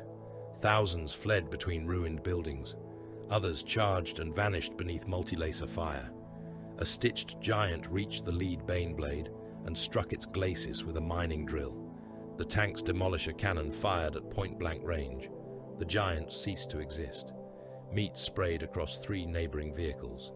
Imperial infantry followed the armor, bayoneting survivors and burning the fallen. "Advance maintained," reported an armor commander. "Enemy cohesion failing." In the Carrion Anvil's strategium, Bile watched through 1,000 picked feeds. "Let them continue," he said. Cordus stood beside the hololithic display. "They have broken through 3 defensive belts. They have entered the correct district." The processional spine narrowed between manufactorum towers. Beneath the avenue, Bile's organisms clung to fuel conduits, exhaust shafts, and abandoned refinery ducts. They had been seeded weeks before the assault. Each was blind, boneless, and almost mindless. Their only function was to consume promethium vapor and release a more volatile secretion into the surrounding air. The lead Baneblade crossed the designated marker. Bile touched the activation rune. A single incendiary shell fell. It struck 5 kilometers behind the armored advance. The fire ran forward faster than sound. Promethium vapor ignited through every drain, conduit, and shattered window. The entire avenue became a furnace. Flame engulfed tanks from below, poured into ventilation intakes, and wrapped hulls in white heat. Leman Russ crews cooked inside their vehicles. Ammunition magazines detonated one after another, throwing turrets into the air. The Baneblades endured longer. One continued advancing, while its outer paint burned away and its tracks glowed red. Men tried to escape through the top hatch. The first emerged already burning, skin peeling from his face.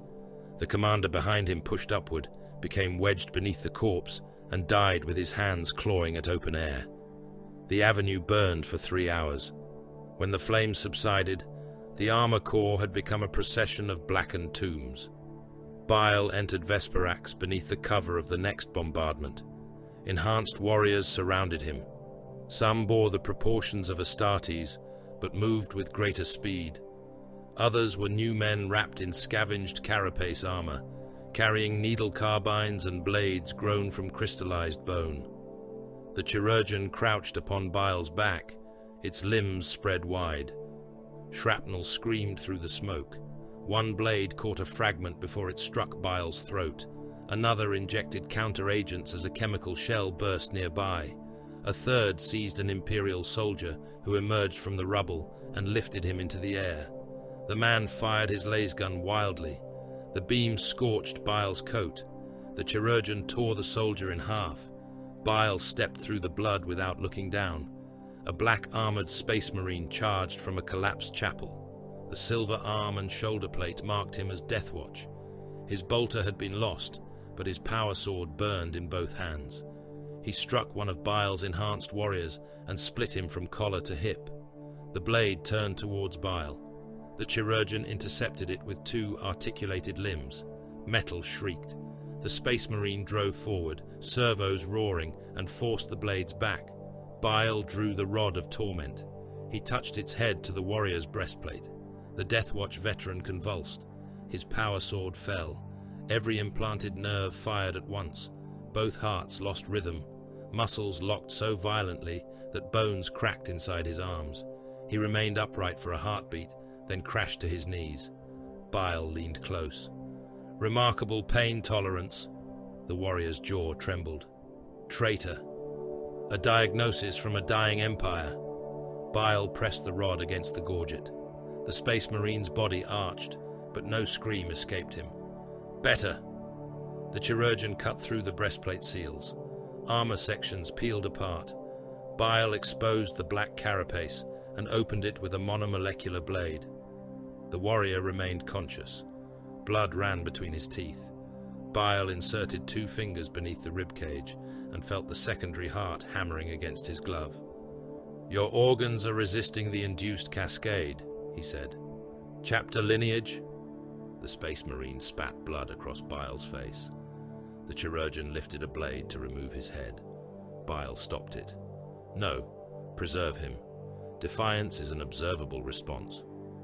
The Space Marine was dragged away, paralyzed, his opened breastplate filling with dust and blood. Aboard the Judgment of Ash, Inquisitor Lord Hellion Voss watched Vesperax burn. "Cyclonic torpedoes," he said. The naval commander turned from the strategium table. "My lord?" "You heard me. There are more than 70 billion loyal citizens within the hive." There were. The planetary defense lattice remains slave to Vantor's command infrastructure. Any Exterminatus-grade launch will trigger full interception. Then overwhelm it. We cannot. Not while the Forge Moon controls the orbital monitors. We require Vesperax's command nexus to sever the authentication links. Voss stared at the burning hive. "Retake the city so we may destroy it." The commander lowered his head. "Yes, my lord." Deep beneath Vantor, Archmagos Vere ordered the Noctilith fragment moved. The Blackstone rested within a containment cradle the size of a cathedral. Its surface drank lumen light. Astropathic voices failed around it. Noospheric links became whispers. Transport engines approached the cradle and stopped as motive systems forgot their commands. Vere sacrificed servitors by the thousand, attempting to restart them. At last, he abandoned machinery. Millions of laborers were driven into the vault. Iron collars linked them in chains extending through tunnels for kilometers. Overseers lashed them into position around capstans and hauling rigs. Men leaned against, cables thicker than their bodies, and dragged sections of the containment apparatus towards deeper chambers. Those who fell were trampled. Those crushed beneath the machinery became lubricant beneath the rollers. The Blackstone moved a hand's breadth at a time. Within Vesperax, Bile activated the red gene. The command traveled through emergency Vox traffic, contaminated Medici injectors, and pulses hidden inside artillery Auspex signals. Across the hive, wounded men changed. A guardsman with a shattered spine rose as bone plates erupted through his uniform. His ribcage spread over his torso in overlapping armor. He tore open an orderly's skull and drank the heat from the exposed brain. In a field hospital, 3 amputees dissolved into a single crawling mass. Their organs merged. Their mouths multiplied. The things slipped beneath cots and hunted by warmth, flowing over the wounded until only cold skeletons remained. Others grew tall enough to split their armor. Jaws opened in their shoulders. Additional limbs punched through flak jackets. Men begged the Emperor for deliverance, while their own bodies devoured them and assembled something stronger from the remains. The hive ceased to be a city. It became a meat grinder vast enough to have weather. Billions died beneath bombardment, mutation, fire, and the blades of men who no longer remembered which side they served. Their terror rose through the poisoned atmosphere. Their prayers tangled with curses. Their deaths struck the immaterium not as individual sparks, but as a single psychic convulsion. Clouds twisted above Vesperax. They gathered into hollow eyes, a long skull, and a crown of articulated blades. Fabius Bile looked up. For the first time, he heard the prayers without vox, probe, or psyche. They entered his thoughts in millions of voices. Father, preserve us. Father, remake us. Father, let us survive. Something answered.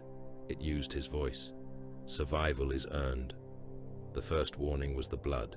It rose from the surgical drains in perfect crimson beads, each droplet trembling against gravity, before ascending towards the vaulted ceiling of the carrion anvil.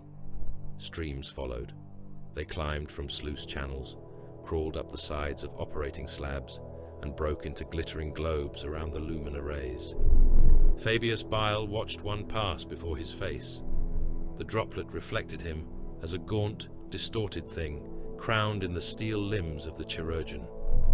"Seal the sanctum," he said. Cordus struck the command rune. The doors remained open. Counterseptic vapor curled downward, while everything else began to fall upward. Surgical instruments tore free from magnetic racks. Bone saws, injector pistols, and hooked retractors rattled against the ceiling.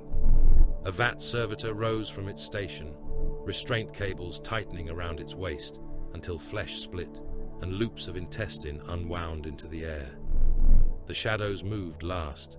They peeled themselves from their owner's feet and spread across the walls in directions that bore no relation to the failing light. Some crawled upon elongated fingers. Others stood upright and watched. One of the male attendants screamed when his shadow turned towards him. It reached from the wall and entered his mouth. The attendant stiffened. His jaw opened wider than bone permitted, splitting both cheeks. Darkness flooded beneath his skin. It passed through veins and gathered behind his eyes until they resembled pits cut through his skull. Bile drew his needler. The man's body folded backwards. Vertebrae snapped one after another. His ribcage opened like a cage door, and something stepped out through the ruined torso. It was too tall for the sanctum, yet the ceiling rose to accommodate it. Pale limbs unfolded in graceful sequence. Its body suggested beauty, only long enough for the mind to recognize the cruelty of the suggestion. Skin like polished velvet covered a frame divided by precise surgical seams. 6 arms extended from a narrow torso, each hand ending in instruments grown from silver bone. Scalpels formed the nails of one hand. Curved needles emerged from another. The remaining fingers terminated in forceps, shears, and delicate hooks. Its face changed whenever it was observed. Cordus saw a serene surgeon beneath a crown of horns. The attendants saw whatever form most perfectly combined desire with terror. Bile saw a mask made from his own stretched skin, smiling with Fulgrim's mouth. The demon inhaled. Every suspended bead of blood moved towards it. "My errant physician," it said. Its voice entered the sanctum through the mouths of the dead servitors. Bile fired. The needle struck the demon's throat. A toxin capable of reducing an Astartes nervous system to boiling sludge disappeared beneath pale skin. The creature laughed. How diligent. The attendants fell to their knees. One began weeping. Another tore open his robes as though ashamed of possessing unaltered flesh. Cordus remained standing, though his breathing quickened. Bile adjusted the needler's chamber. "You have entered a controlled environment without authorization." The demon extended one arm. A hooked fingertip passed through the remains of the attendant from whom it had emerged. Muscle separated from bone without resistance. The corpse came apart in layers and arranged itself across the air. Skin, fat, vascular tissue, organs and skeleton, each portion displayed as neatly as an anatomical plate.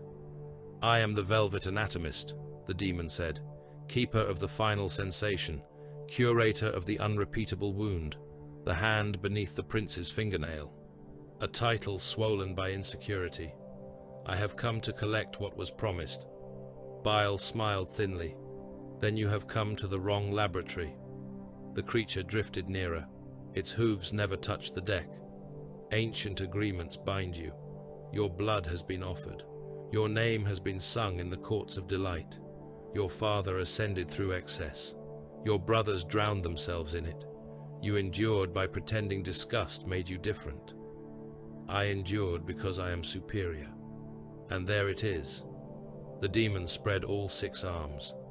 "Obsession refined until it resembles principle. You flee divinity with the dedication of a pilgrim crawling towards a shrine. Every denial becomes ritual. Every body you replace becomes resurrection. Every species you reshape becomes a congregation. Bile's expression hardened. The velvet anatomist stepped through the operating slab. Metal and demonic flesh occupied the same space without resistance.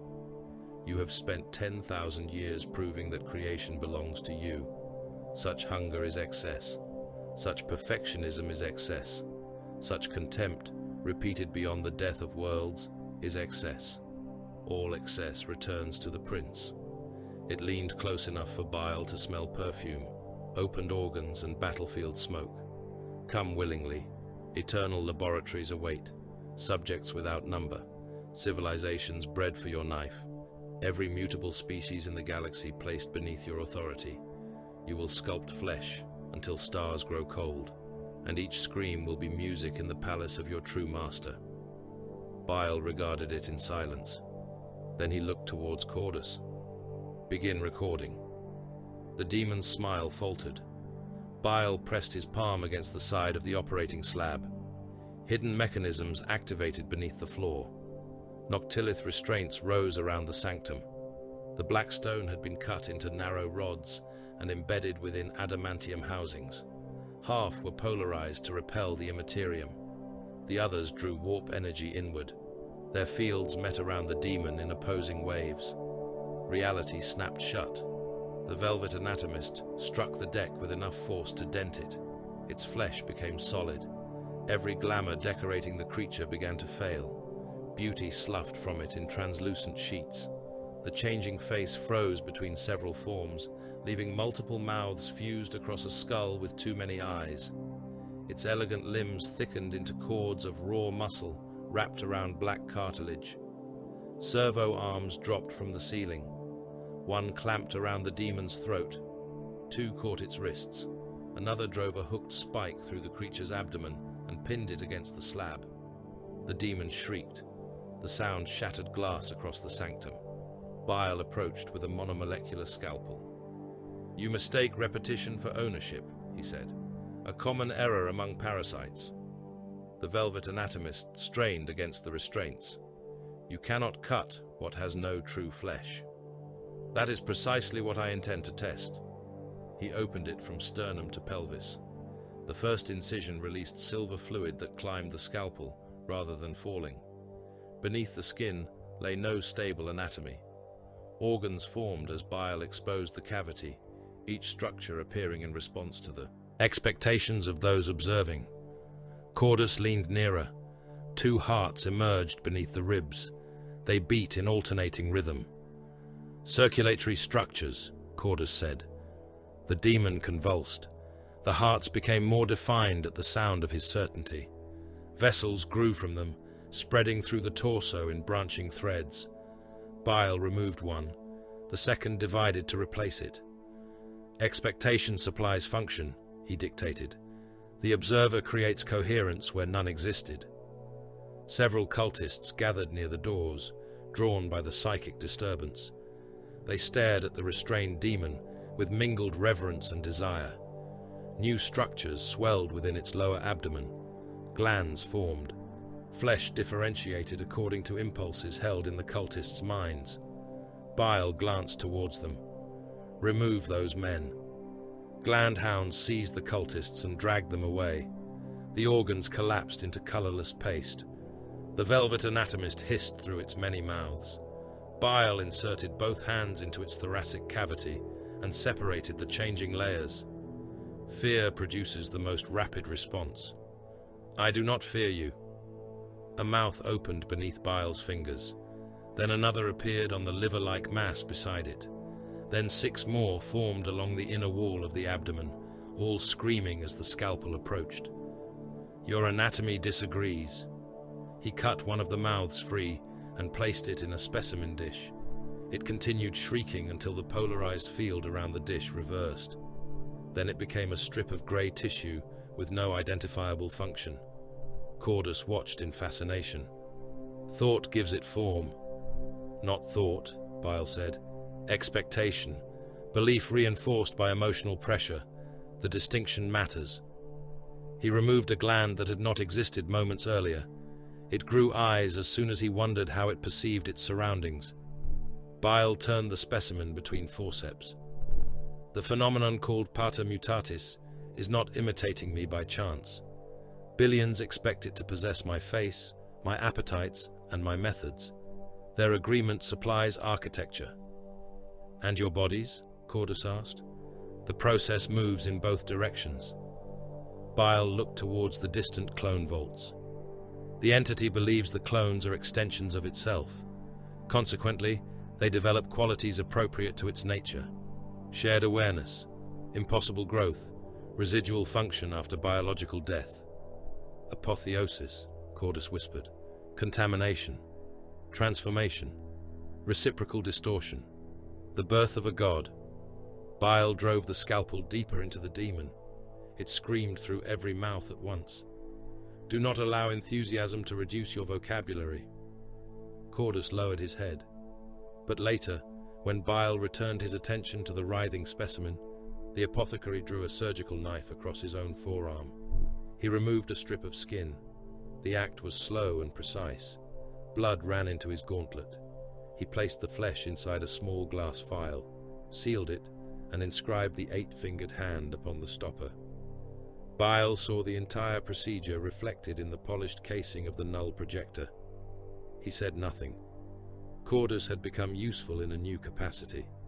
Religious contamination required an observable subject. Intervention would spoil the experiment. The carrion anvil continued through the outer shadow of Gethsemar, while its own waste systems betrayed it. Watch Captain Rahl entered the laboratory arc through a conduit intended to eject contaminated tissue into the void. The kill team wore sealed black plate coated in cold ash to dull thermal signatures. Maglocks held them against the curved tunnel, while frozen blood and surgical refuse drifted around them. Limbs rotated slowly in the weightlessness. Skinned heads struck armor with soft impacts. Rahl raised one fist. The Death Watch halted. Auspec's returns crawled across his visor. The tunnel ahead possessed a pulse. Living obstruction, Brother Caldus voxed. Range, 23 meters. Stasis. Brother Yevron armed a grenade and rolled it along the conduit. The device struck the pulsing membrane ahead and detonated without sound. Blue light expanded through the tunnel. The organic bulkhead froze between contractions. Tissue locked outside the passage of time. Rahl moved forward and drove a power blade through it. The cut remained open. The kill team passed into the ship. They advanced. Under full Auspec's discipline. No lumen beams. No spoken words beyond coded vox bursts. Kraken penetrator rounds rested in the upper magazines. Hellfire rounds below. Each warrior carried melter charges sufficient to rupture the clone vaults once the objective was confirmed. The first Guardian dropped from the ceiling. It had once been Astartes. Now its armor had grown into its bones. Additional arms emerged from the torso, each gripping a chain blade. Its head divided along the center and opened into 4 jaws. Rahl fired a hellfire round through the mouth. The shell burst in the throat. Mutagenic acid flooded the creature's body. Its cells attempted to regenerate, multiplying until flesh erupted between armor plates in obscene blooms. Caldus finished it with a vengeance round through the chest. The overloaded core detonated inside the Guardian and blew it apart. Limbs struck the walls. A section of spinal column spun through the passage, still twitching. "Contact confirmed," Rahl said. "No pursuit. Maintain vector." More Guardians came. Deathwatch fire met them in disciplined sequence. Kraken rounds drilled through reinforced skulls. Hellfire ammunition reduced regenerative tissue to churning slurry. One creature survived long enough to reach Yevron. Its claws raked across his pauldron before Rahl broke its neck with both hands and drove a combat blade beneath the jaw. The kill team reached the clone vault. Hundreds of Fabius bodies floated behind curved glass. Their eyes were closed. Their hearts did not beat. Some were young. Others bore scars corresponding to bodies recorded centuries apart. All possessed the same gaunt face. Caldus scanned the nearest vat. "No active power. Take genetic samples," Rahl ordered. "Then place charges." Brother Apothecary Malthus stepped to the glass. His narthecium punched through the transparent wall. Fluid spilled across the deck. The clone opened its eyes. Malthus raised his reductor. The naked body inside the vat leaned forward until its chest touched the broken glass. It smiled. "Proceed," it whispered. The apothecary hesitated only once. His blade entered the clone's chest and removed a strip of tissue from above the primary heart. The body did not resist. It watched the sample disappear into a sealed receptacle with an expression of quiet satisfaction. "Contaminated consciousness," Malthus said. "Sample secured," Raal replied. "Demolition pattern." Warning runes ignited across his visor. Bile entered through the western vault door. Glandhounds came with him. Mutants pressed behind them. The chirurgeon spread its limbs above his shoulders. "Watch, Captain," Bile said. "Your persistence borders upon pathology." Raal raised his bolter. "So does yours." Both sides fired. Mass reactive shells burst among the mutants. One lost his head in a red cloud. Another took a bolt through the abdomen and exploded against the vat wall, painting 3 dormant clones with liquefied organs. The Glandhounds answered with needle fire. Toxins sparked against Deathwatch plate. One dart entered beneath Yevran's gorget. His neck swelled black within seconds, but his bolter continued firing until the poison stopped both hearts. The chirurgeon caught Brother Caldus from behind. A hooked limb punched through his power pack, shattered the rear plate, and emerged from his chest carrying fragments of lung. Caldus fired backwards under his own arm. 2 bolts tore limbs from the machine before the chirurgeon lifted him from the deck and flung him into a vat. Glass burst. The clone inside opened its eyes as Caldus drowned in nutrient fluid and his own blood. Malthus charged Bile with his chainsword. Bile's needler whispered. 3 darts entered the apothecary's exposed joints. The first accelerated his Laraman cells until clotting agents hardened inside every major vessel. The second forced his Biscopea to release a lethal flood of growth hormones. The third triggered both implanted hearts to beat against one another. Malthus stumbled. Muscle expanded within his armor. Blood thickened in his arteries. His secondary heart ruptured first. The primary tore itself apart, trying to compensate. Bile watched him fall. "Excellent physiology," he said. "Poor adaptability." Raal fired at Bile. The chirurgeon intercepted one round. Another burst against Bile's shoulder and spun him sideways in a spray of blood. Raal seized the sample receptacle from the dying apothecary. "Withdraw." The surviving Deathwatch moved towards the waste conduit under covering fire. Melter charges detonated behind them. Clone vats burst in white heat. Bodies burned inside suspension fluid, their mouths opening in silent unison. Bile remained beside the ruined door. Don't forget to like, comment, and subscribe. Support really helps. Georg raised his rifle. "The captain is escaping." "Yes, I can kill him." "I know." Georg looked at Bile. The primogenitor touched the wound in his shoulder. The tissue was already closing around the bolt crater. "Let him carry the sample." The strip of clone flesh contained more than genetic information. Bile had seeded it with a psychic marker derived from the Pater Mutatis resonance, a pattern designed to awaken when exposed to astropathic minds. Raal escaped the Ark. Hours later, the sealed receptacle arrived aboard the Judgment of Ash. Inquisitor Lord Voss ordered it taken beneath hexagrammic guard to the astropathic sanctum. The first astropath began screaming before the container was opened. Then, every blind face in the choir turned upward. They saw surgical instruments descending through the stars. They saw worlds restrained upon iron slabs, and beyond them all stood Fabius Bile, his hands inside the opened body of the galaxy. The Imperial Relief Crusade entered Gethsemar like a blade driven into an infected wound. Reality split along the outer translation corridor. Warp light bled across the void, color without name crawling over wreckage from the first battles. One by one, then by squadrons and battle groups, Imperial vessels emerged beneath the flare of tortured Geller fields. Battleships came first, their armored prows bearing aquilae large enough to shadow cities. Cruisers followed in ordered walls, gun decks glowing behind kilometers of adamantium.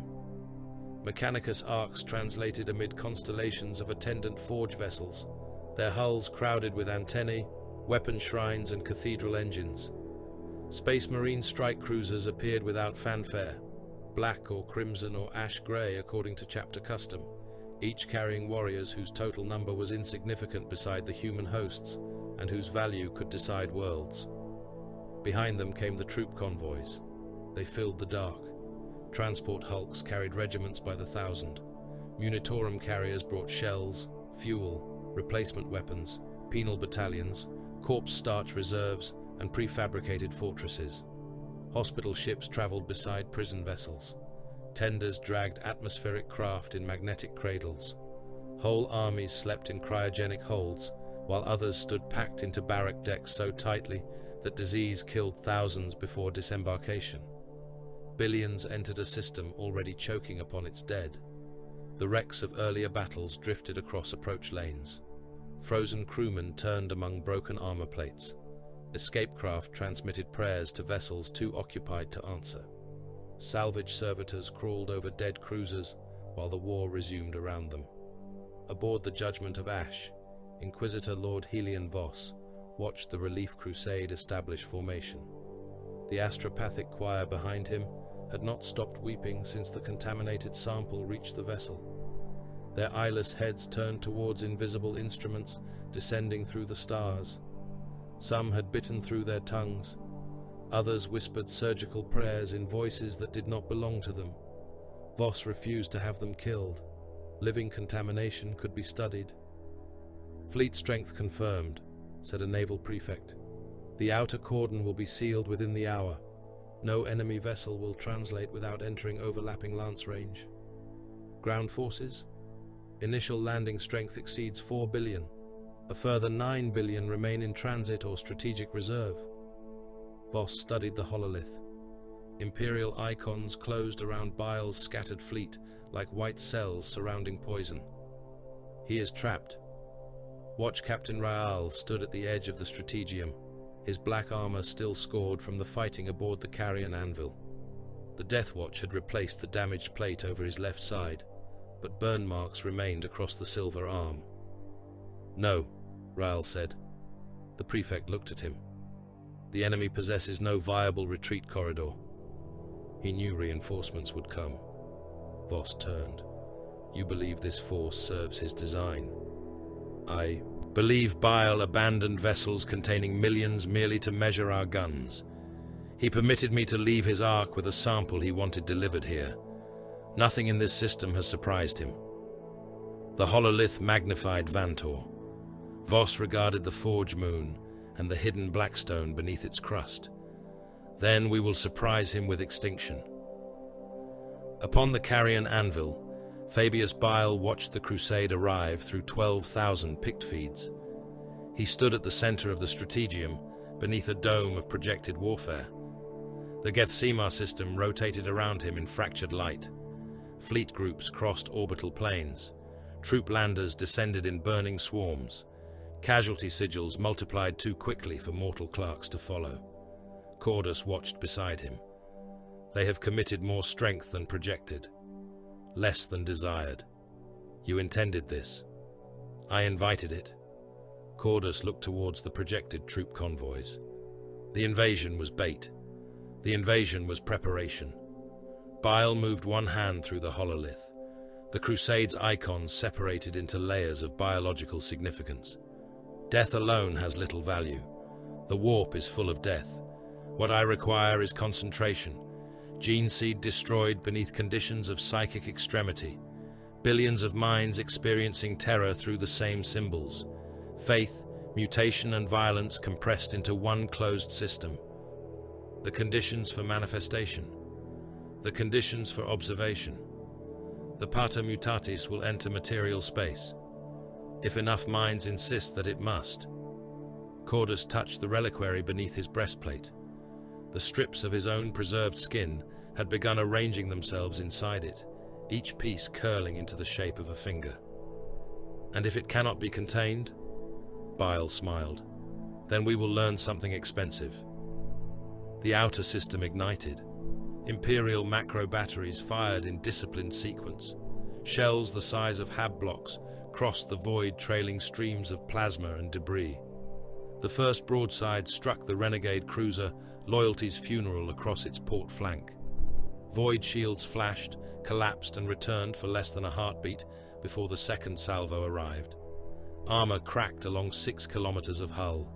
Atmosphere erupted from the wounds. Men, machines and ammunition containers tumbled into space. A macro shell penetrated the cruiser's central decks before detonating. The vessel bent around the impact. Spine beams snapped. Reactor housings tore loose and crushed thousands as they moved through decks never designed to contain their mass. Lance batteries followed.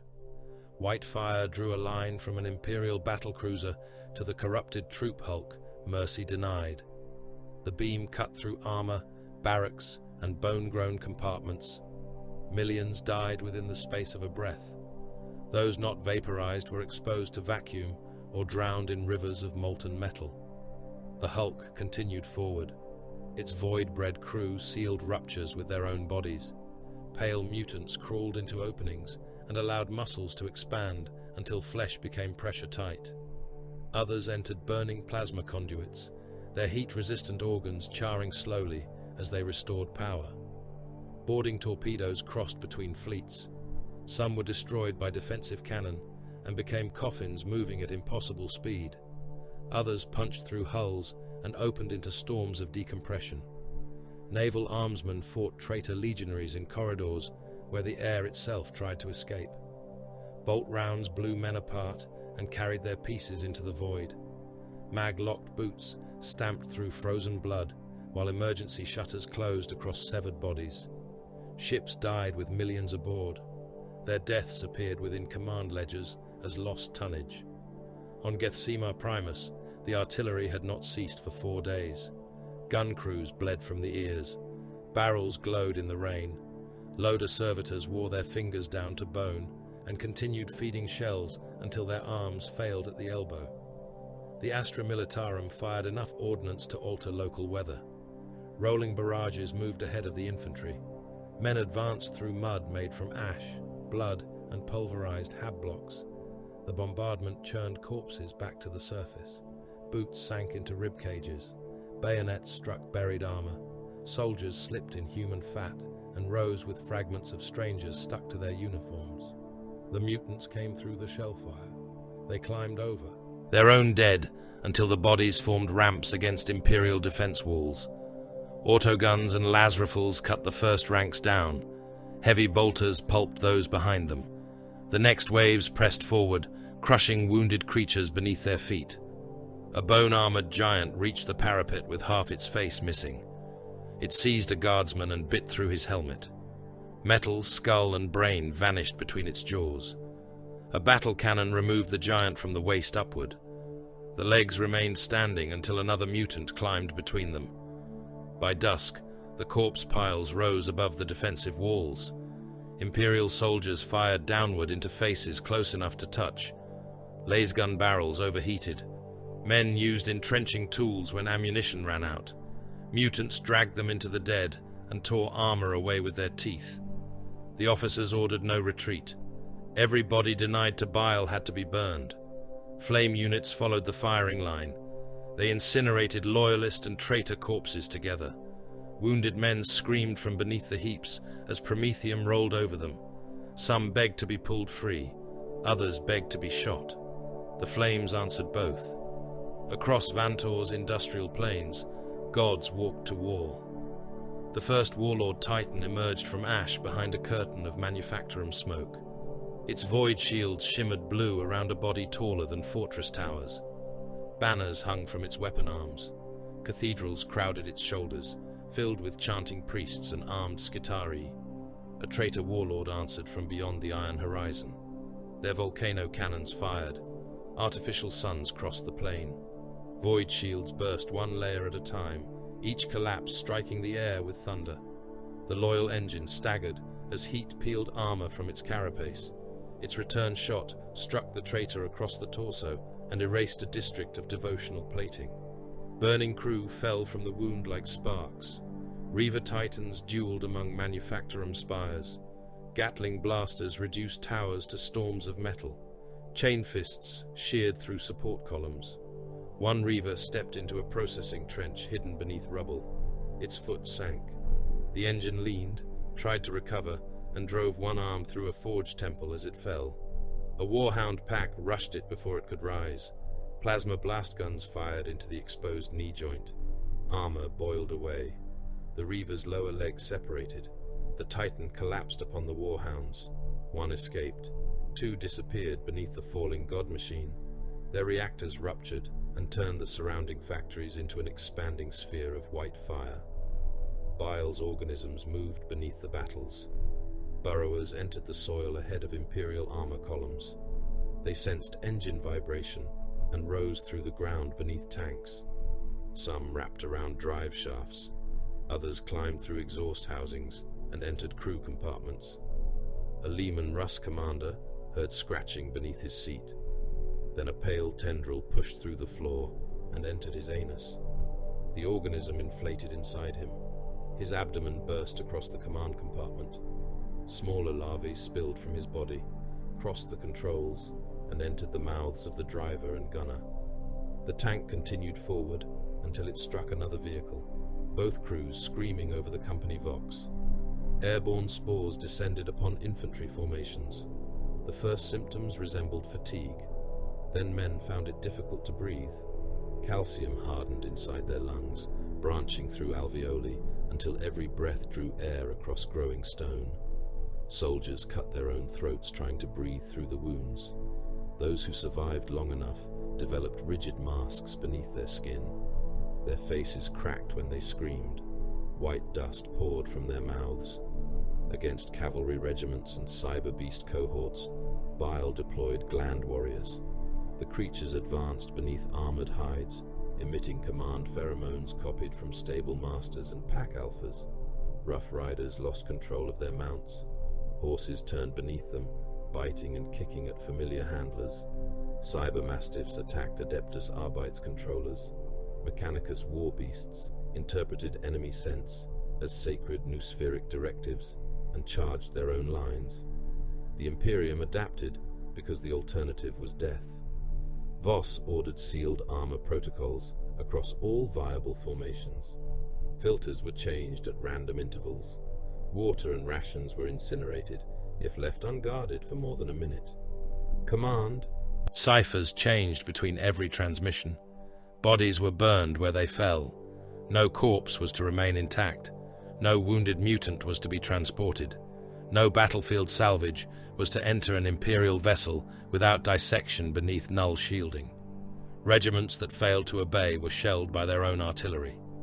Raal led the decapitation raids. Deathwatch kill teams struck through command bunkers, biological relay nodes, and artillery sanctums. They did not hold territory. They cut nerve centers from Bile's armies and withdrew before the surrounding flesh understood it had been wounded. Raal killed a renegade captain by firing a Kraken round through both lenses of the warrior's helm. The shell crossed the skull, detonated behind it, and painted the command throne with fragments of brain. Brother Caldus's replacement destroyed a gland warrior nest with melter charges, though 3 Imperial cavalry cohorts died in the blast. Acceptable losses, Voss called them. Every commander in Gethsemar learned the phrase. At Vantor, Voss presented his plan to Archmagos Radamanth Veer. The Noctilith fragment revolved above the hololith, black even within projection. Reverse the polarity, Voss said. Veer's mechadendrites tightened. Proposed action will create an uncontrolled null pulse. That is the purpose. Demonic manifestations will collapse. Psychic personnel will experience terminal neural failure. Astropathic infrastructure will be rendered non-functional. And Bile's clones? Insufficient data. Your estimate. The Archmagos' remaining human eye narrowed. If the clone network is maintained by empiric linkage, the pulse may sever it. It may also annihilate every soul-bearing organism within the primary radius. How large? System-wide effects remain possible. Voss looked at him. Then begin. Denied. The Inquisitor drew his pistol. Vare's combat mechadendrites unfolded around him. You threaten irreplaceable knowledge, the Archmagos said. The installation contains centuries of research. Reversing the polarity may erase every noospheric archive connected to the project. Then preserve what you can. Insufficient. Your research is already compromised. Research cannot commit heresy. Only interpretation can be impure. Voss aimed at the strip of flesh remaining within Vare's skull. I will interpret your corpse. Neither fired. Beyond the chamber, the moon shook beneath Titan fire. Casualties passed 1 billion, then 2. Then command authorities ceased counting individuals and began calculating replacement requirements. Entire armies became missing lines in Munitorum ledgers. Hive populations were revised downward by the hour. Naval clerks recorded vessels as destroyed before their last survivors finished dying. Bile moved markers across the strategium display. Cordus watched the casualty projection climb. 3 billion confirmed, the apothecary said. Likely twice that unrecorded. Bile adjusted a fleet vector. The rate remains below my preferred projection. Cordus stared at him. How many deaths are sufficient? Sufficient is a word used by men who expect an ending. Imperial bombardment reached Vantor's equatorial forge belt. Macro shells struck the moon in continuous salvos. Manufactorum districts vanished. Cracks spread through the crust. Magma rose into defense tunnels and drowned Skitarii cohorts in molten stone. A bombardment cannon struck the vault region. The surface split. The wound widened across hundreds of kilometers, exposing buried machinery and the black edge of the Noctilith fragment. For one instant, every battlefield became silent. The Blackstone pulsed. A psychic wave passed through Gethsemar. Wounded men began to heal. Incorrectly. A guardsman's severed arm regrew with 3 elbows and a hand shaped like a jaw. A dying mutant sealed around the bayonet still lodged in his chest, flesh swallowing the weapon and forming teeth along its blade. A space marine rose after losing half his skull, an unfamiliar eye opening inside the ruin. The dead stirred. Corpses sat upright with organs belonging to other species beating inside them. Burned soldiers crawled from pyres, while fresh skin grew over charcoal bones. Mutants opened mouths in their wounds and spoke with voices taken from the men who had killed them. Across ships, trenches, titans, and burning cities, every Vox channel activated. No transmission source could be found. One voice spoke through 10 billion speakers. The Father is opening his eyes. The 4 claimants. The psychic flare from Vantor did not fade. It spread. It passed through the Empyrean as a wound opening inside a greater wound, carrying with it the impressions of billions dying beneath one name.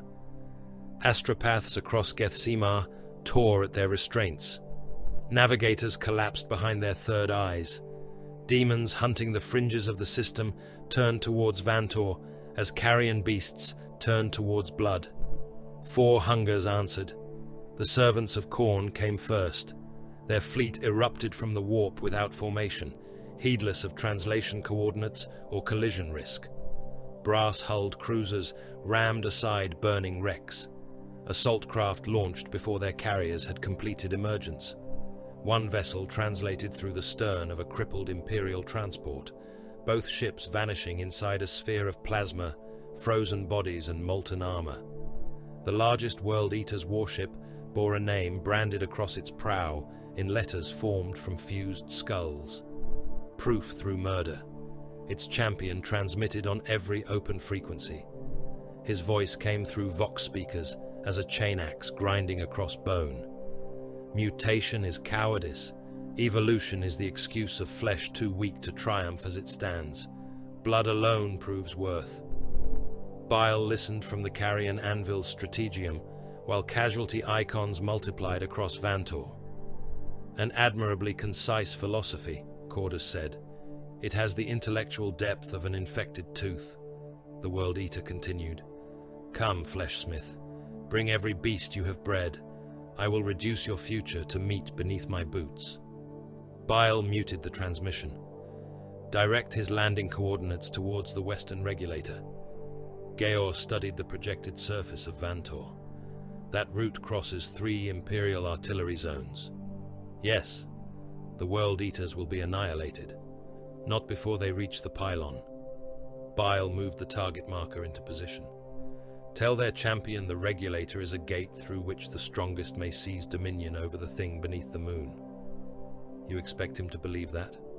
No, I expect him to believe everyone else desires it. The World Eaters struck Vantor in waves of red armor and screaming engines. Drop pods hammered into the industrial plains. Hatches blew open before the pods settled. Berserkers charged through their own retro's fire, chain axes roaring, bolt pistols spitting into anything that moved. They butchered mutants, Skitarii, and Imperial infantry without distinction. One World Eater reached a trench already filled with the dead. He jumped into it laughing. His chain axe bit through a guardsman's helmet, split the skull, and continued down through the shoulder. The teeth clogged with brain and hair. He tore the weapon free, hurled the corpse into its comrades, and fired his pistol into the packed bodies until ruptured organs painted the trench walls. Artillery fell around him. Men became vapor. Ceramite shattered. A shell struck a knot of berserkers and threw limbs across the plain. Those still standing charged through the falling debris, roaring praise to the blood god as fragments of their brothers struck their armor. They did not seek cover. They did not wait for armor. They followed the scream in their skulls towards the western Noctilith regulator. The servants of Nurgle arrived beneath a darkness that moved against the solar wind. The plague fleet translated slowly, its vessels swollen with diseased growths. Rusted bells hung beneath their prows. Corpse gas vented from cracked armor in clouds, vast enough to obscure escorts. Where the fleet passed, Vox static became coughing, and machine spirits reported sensations of fever. Their first attack was not directed at Vantor. It struck the Carrion Anvil. Bile was operating on a captured Skitarius when alarms spread through the clone vault network. The patient had no lower body. His spinal column was suspended within a magnetic frame, while Bile tested the limits of Nuspheric command after amputation. Every Medici rune turned green, then black. Cordus looked towards the vault feeds. Primary reserves are failing. Inside the storage chambers, Fabius clones began to convulse, bodies twisted within disconnected. Vats! Skin ruptured along old surgical scars. Black tumors erupted beneath ribs, throat, and spine. Secondary hearts swelled until they burst. Lungs filled with clotting fluid. One clone struck the inside of its tank hard enough to split its knuckles, then vomited its own liquefied liver through a feeding tube. The blight had awakened in all of them. Not naturally. This strain possessed purpose. It moved through flesh as though guided by memory, seeking the familiar weaknesses in Bile's genetic architecture. Bodies that had never lived began dying of a disease older than empires. Plague fleet contamination, Cordus said. They have found the clone signal. Of course they have. The chirurgeon stabbed injectors into Bile's spine. Counteragents flooded his body before symptoms could manifest. Seal the reserve vaults, Bile ordered. Containment is failing. Then burn them. Cordus hesitated. Those chambers contain 7 centuries of viable bodies. And the memory archives lie beyond them. The first reserve vault ignited. Promethium flooded the tanks. Hundreds of sleeping clones awakened inside fire. Some died before understanding where they were. Others opened their eyes, saw Bile through the picked feeds, and began clawing at the glass. Their mouths moved in unison. Father. Flames stripped skin from bone. Nutrient gel boiled around them. The vaults became rows of transparent furnaces, each containing another Fabius Bile, burning beneath his own gaze. The fire halted the infection 3 chambers from the primary mnemonic crypts. Cordus watched the bodies blacken. You feel them. Bile adjusted the flow of counteragents. I received neurological echoes. That was not my question. It was the only answer worth giving. A face appeared across the infected Vox network. Bloated, smiling and wet with corruption, it belonged to a Death Guard lord whose armor had become a colony of mouths. The grandfather remembers your sickness, he said. He has kept it warm for you. Bile severed the channel. Direct them towards the northern regulator. Georg looked at him. With the same promise? No. Tell them the pylon contains the original source of my blight. The 1,000 Suns arrived without apparent translation. One moment there was empty void. The next, a fleet of blue and gold vessels occupied the system's inner dark, their hulls surrounded by burning hieroglyphs. Space folded around them in geometric layers. Wreckage drifted backwards. Dead men returned briefly to the moment before their ships exploded, screamed a second time, and died again. A sorcerer's projection appeared inside Bile's sanctum without triggering a single ward. He wore a horned helm and carried a staff crowned by an eye of blue fire. His body flickered between armor, dust, and something winged beneath both. Fabius Bile, he said, you stand before transformation and mistake it for disease. Bile did not look up from the Scitarius. Your legion has made that mistake for 10,000 years. The sorcerer ignored the insult. The Changer welcomes all who exceed the prison of origin. I can teach you controlled apotheosis. I can show you how to preserve the self while ascending beyond flesh. You cannot preserve dust inside armor without sorcery. Your contempt is a shield. No, it is an assessment. The sorcerer extended one hand. Equations of blue flame unfolded through the air, describing empiric pressure, mnemonic inheritance, and the anchoring of identity inside ritual geometry. Bile studied them. Several were elegant. That irritated him. He altered one sequence with a gesture. You have neglected recursive instability within inherited bioresonance. The sorcerer's burning eye narrowed. Explain. Bile transmitted a corrected chain of genetic equations. The calculations were false, not obviously false. Each error had been buried beneath valid principles, leading towards a conclusion sufficiently plausible to tempt a mind convinced of its own superiority. The sorcerer absorbed them. Behind his projection, demons gathered around a summoning circle aboard the 1,000 Suns flagship. Their bodies resembled birds assembled from flame, parchment, and teeth. The sorcerer spoke the altered formula. The first demon inverted. Its limbs entered its own torso. Its beaked head divided into fingers. Wings became intestines that beat against the air. The next creature erupted into a cluster of screaming eyes.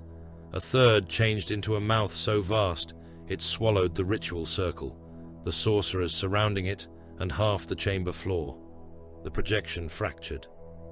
You deceived me. Bile looked up at last. You were eager to be deceived. He marked the eastern regulator. Tell him the pylon stabilizes transformational energy. Pride will do the rest. The Emperor's children arrived to music audible through vacuum. Their warships entered in perfect formation, lacquered hulls reflecting the fires of the system. Sonic arrays pulsed along their flanks. Each note disturbed shields, machine systems, and the inner ear of every mortal within range. Servitors collapsed beside their stations, blood streaming from nostrils. Deck crews clawed at their own faces as harmonics vibrated teeth loose from gums. Slaaneshi demons moved between the vessels, visible where no air existed. They danced across hulls and left trails of violet flame behind them. The Emperor's children warlord requested audience. Bile allowed his projection into the sanctum. The warrior wore armor of such elaborate construction that it approached immobility. Gold chains hung from his breastplate. Faces had been stretched across his pauldrons and lacquered to preserve expressions of ecstasy. His helm bore a plume of living nerve fibers that writhed in response to sound. "Brother," the warlord said, "no. You deny blood, legion, and destiny with equal futility. You have confused shared ancestry with kinship." The warlord smiled behind a mask carved from ivory. Fulgrim remembers his lost physician. The prince remembers what is owed. I will carry you before them in chains, if submission is beyond you. Bile regarded him for several seconds. You resemble an overdressed courier. The warlord's smile vanished. Every sonic weapon aboard his fleet fired at once. The carrion anvil's shields shuddered. Glass burst across 3 decks. Thousands of vat creatures died as pressure waves ruptured their organs inside their tanks. Bile did not flinch. "Southern Regulator," he told Georg. "Inform him that whoever claims it gains command over every clone in my network. And if he doubts us, he will not. Vanity is the most reliable form of stupidity." 4 claimants descended upon Vantor. Each believed it had discerned Bile's true purpose. Each believed the others were intruders.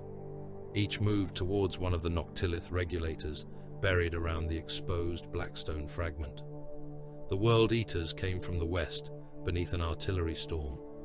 They charged through blast craters filled with boiling blood, chain axes rising and falling. Imperial defenders died by the 100. Mutants died beside them. Berserkers climbed over tanks, ripped open hatches, and filled crew compartments with severed limbs. The Death Guard advanced from the north. They came slowly beneath clouds of flies and chemical rain. Artillery shells burst among them and disappeared into swollen bodies. Ruptured organs spilled maggots instead of blood. Plague Marines walked through Prometheum fire, while armor sloughed from them in burning sheets. Where they passed, the dead swelled and burst. The 1,000 suns reshaped the east. Manufacturing plains folded upward into walls. Trenches became vertical shafts. Imperial gun lines found themselves firing into their own flanks as distance twisted. Rubricae marched through doorways painted into empty air, bolters discharging in perfect volleys, while sorcerers rewrote gravity around enemy armor. From the south came the Emperor's children. Their assault possessed discipline absent from the others. Sonic bombardments shattered bastions before infantry advanced. Noise Marines fired in measured harmonies, each weapon tuned to exploit fractures created by the last. Bodies burst without visible wounds, eyes liquefied, spines vibrated apart inside intact uniforms. Slaaneshi demons followed through the broken lines, harvesting sensation from the dying. At the center of the 4 assaults stood Bile's engine. Noctilith regulators awakened one by one. Each claimant believed it was taking control. The World Eaters flooded the western pylon with rage and slaughter. The Death Guard saturated the northern regulator with rot, endurance, and despair. The 1,000 suns fed. Transformation, ambition, and paradox into the east. The Emperor's children poured obsession, excess, and hunger through the south. Their warp signatures struck the Blackstone from opposing directions. The pressure balanced. Inside the ritual chamber beneath Vantor, Mordrath Vale began to change the design. Word-bearer acolytes moved among the engraved circles, cutting new channels into the floor. Blood entered lines Bile had not authorized.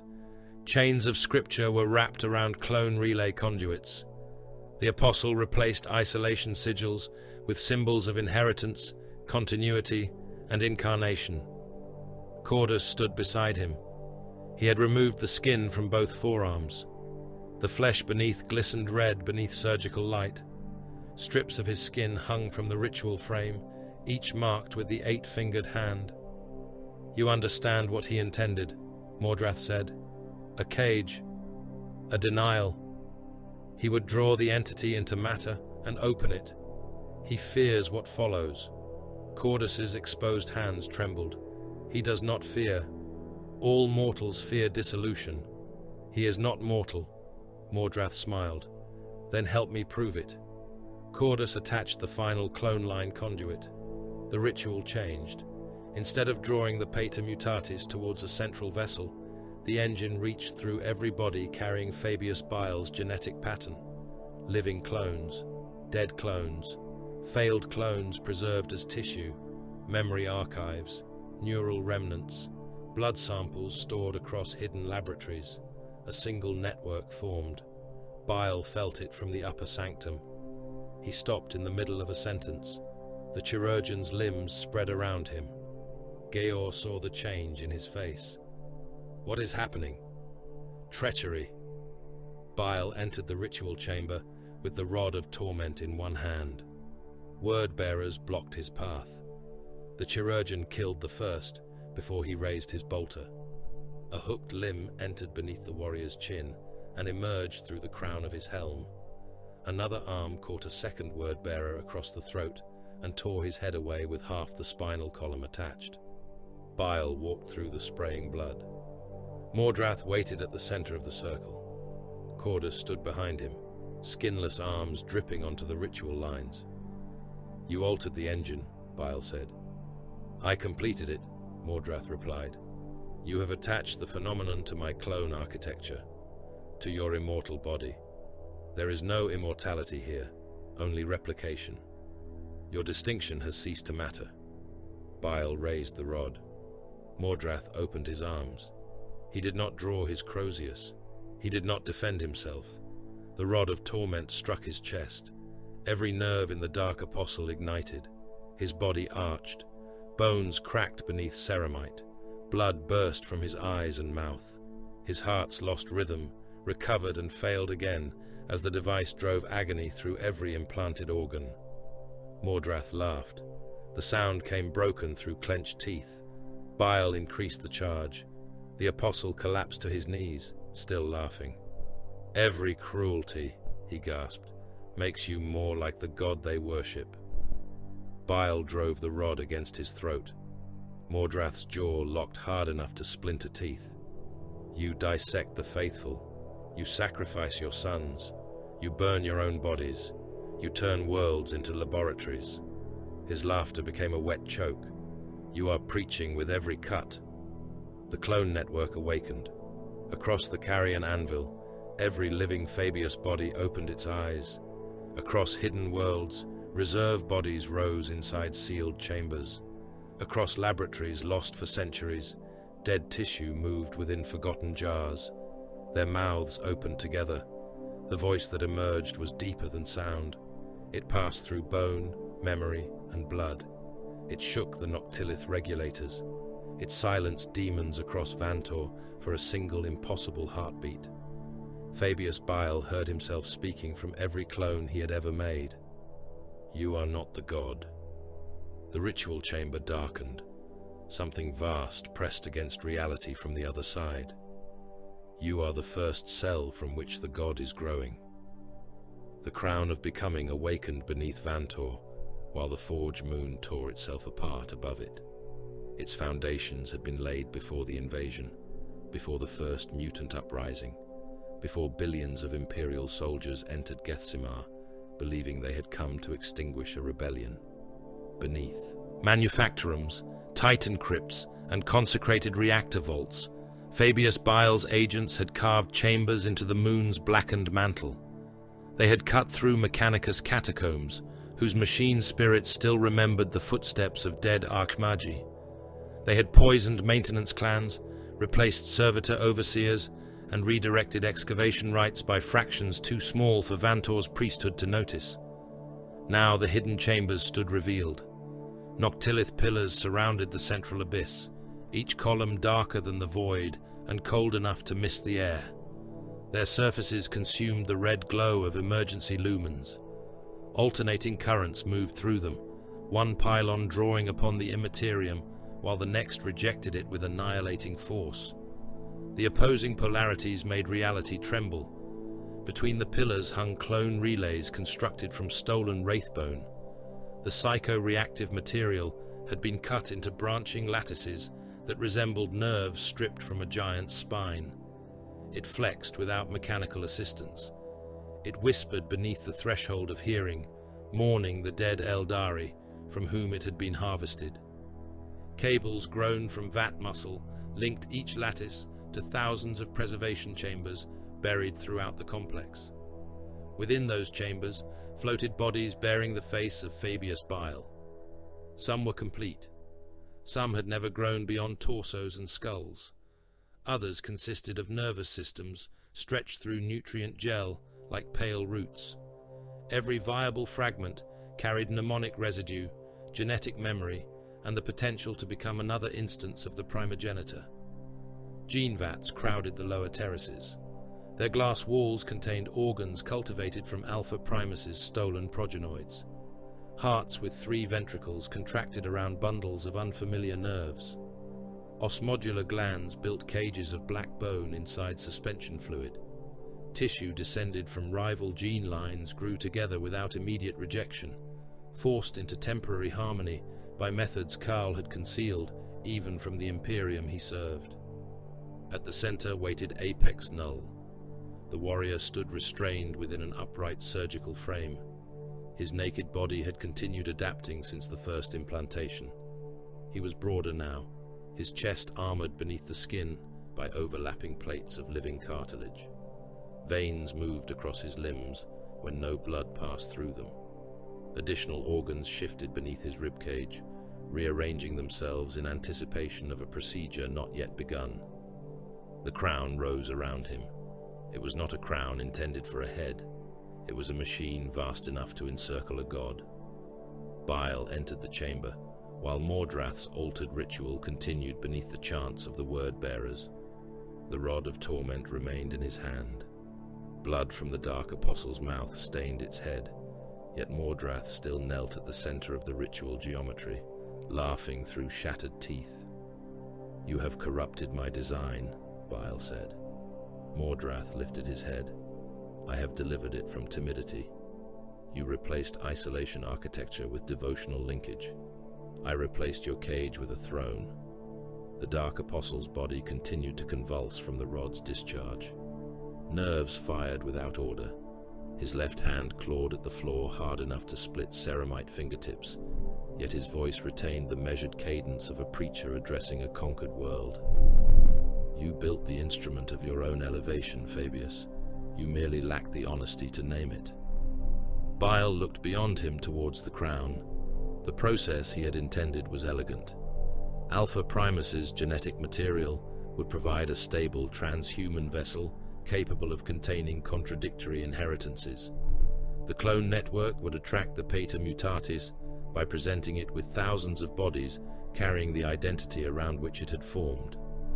Once the entity concentrated within Apex Null, the alternating noctilith fields would sever it from the wider warp. A thing born from belief would become trapped inside one body. One body could be restrained. One body could be opened. One body could be measured while it screamed. Bile had not constructed a throne. He had constructed an operating slab. "Restore the original circuits," he ordered.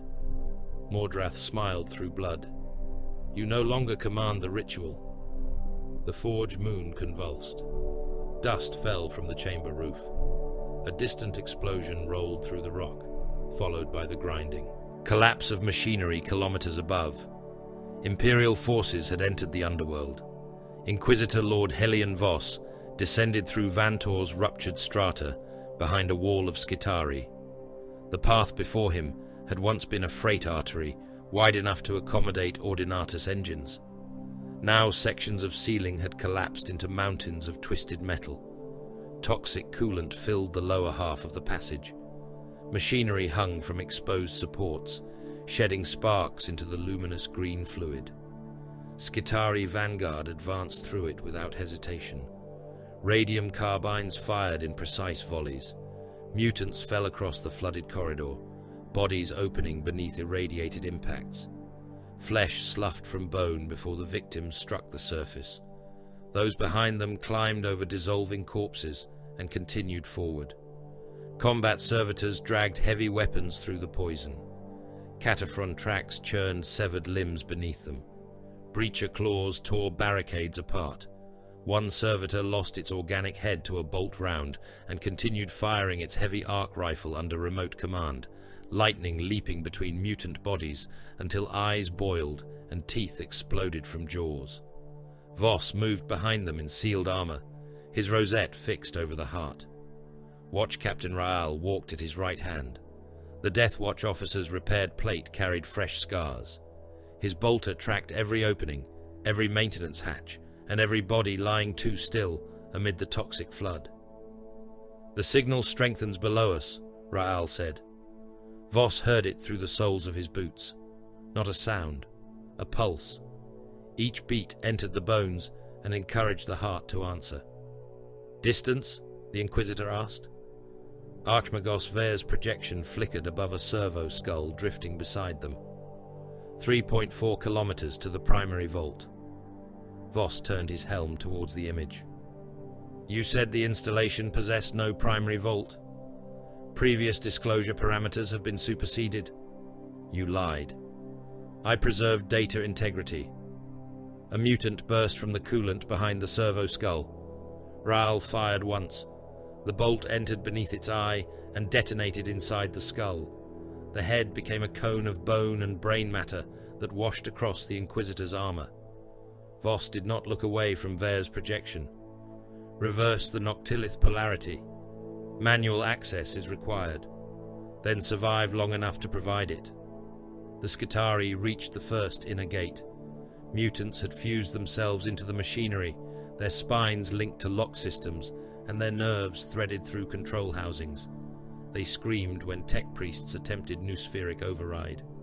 Voss ordered the gate breached. Melter charges turned flesh and adamantium into the same white liquid. Far beneath them, Bile activated the clone relays. He touched one rune. Thousands of secondary bodies awakened. Across the underground vaults, eyes opened inside nutrient tanks. Lungs drew fluid. Hearts began to beat. Memories flooded brains that had possessed no conscious thought moments before. Every clone remembered being Fabius Bile. Every clone remembered dying. Bile touched the second rune. The crown burned them out.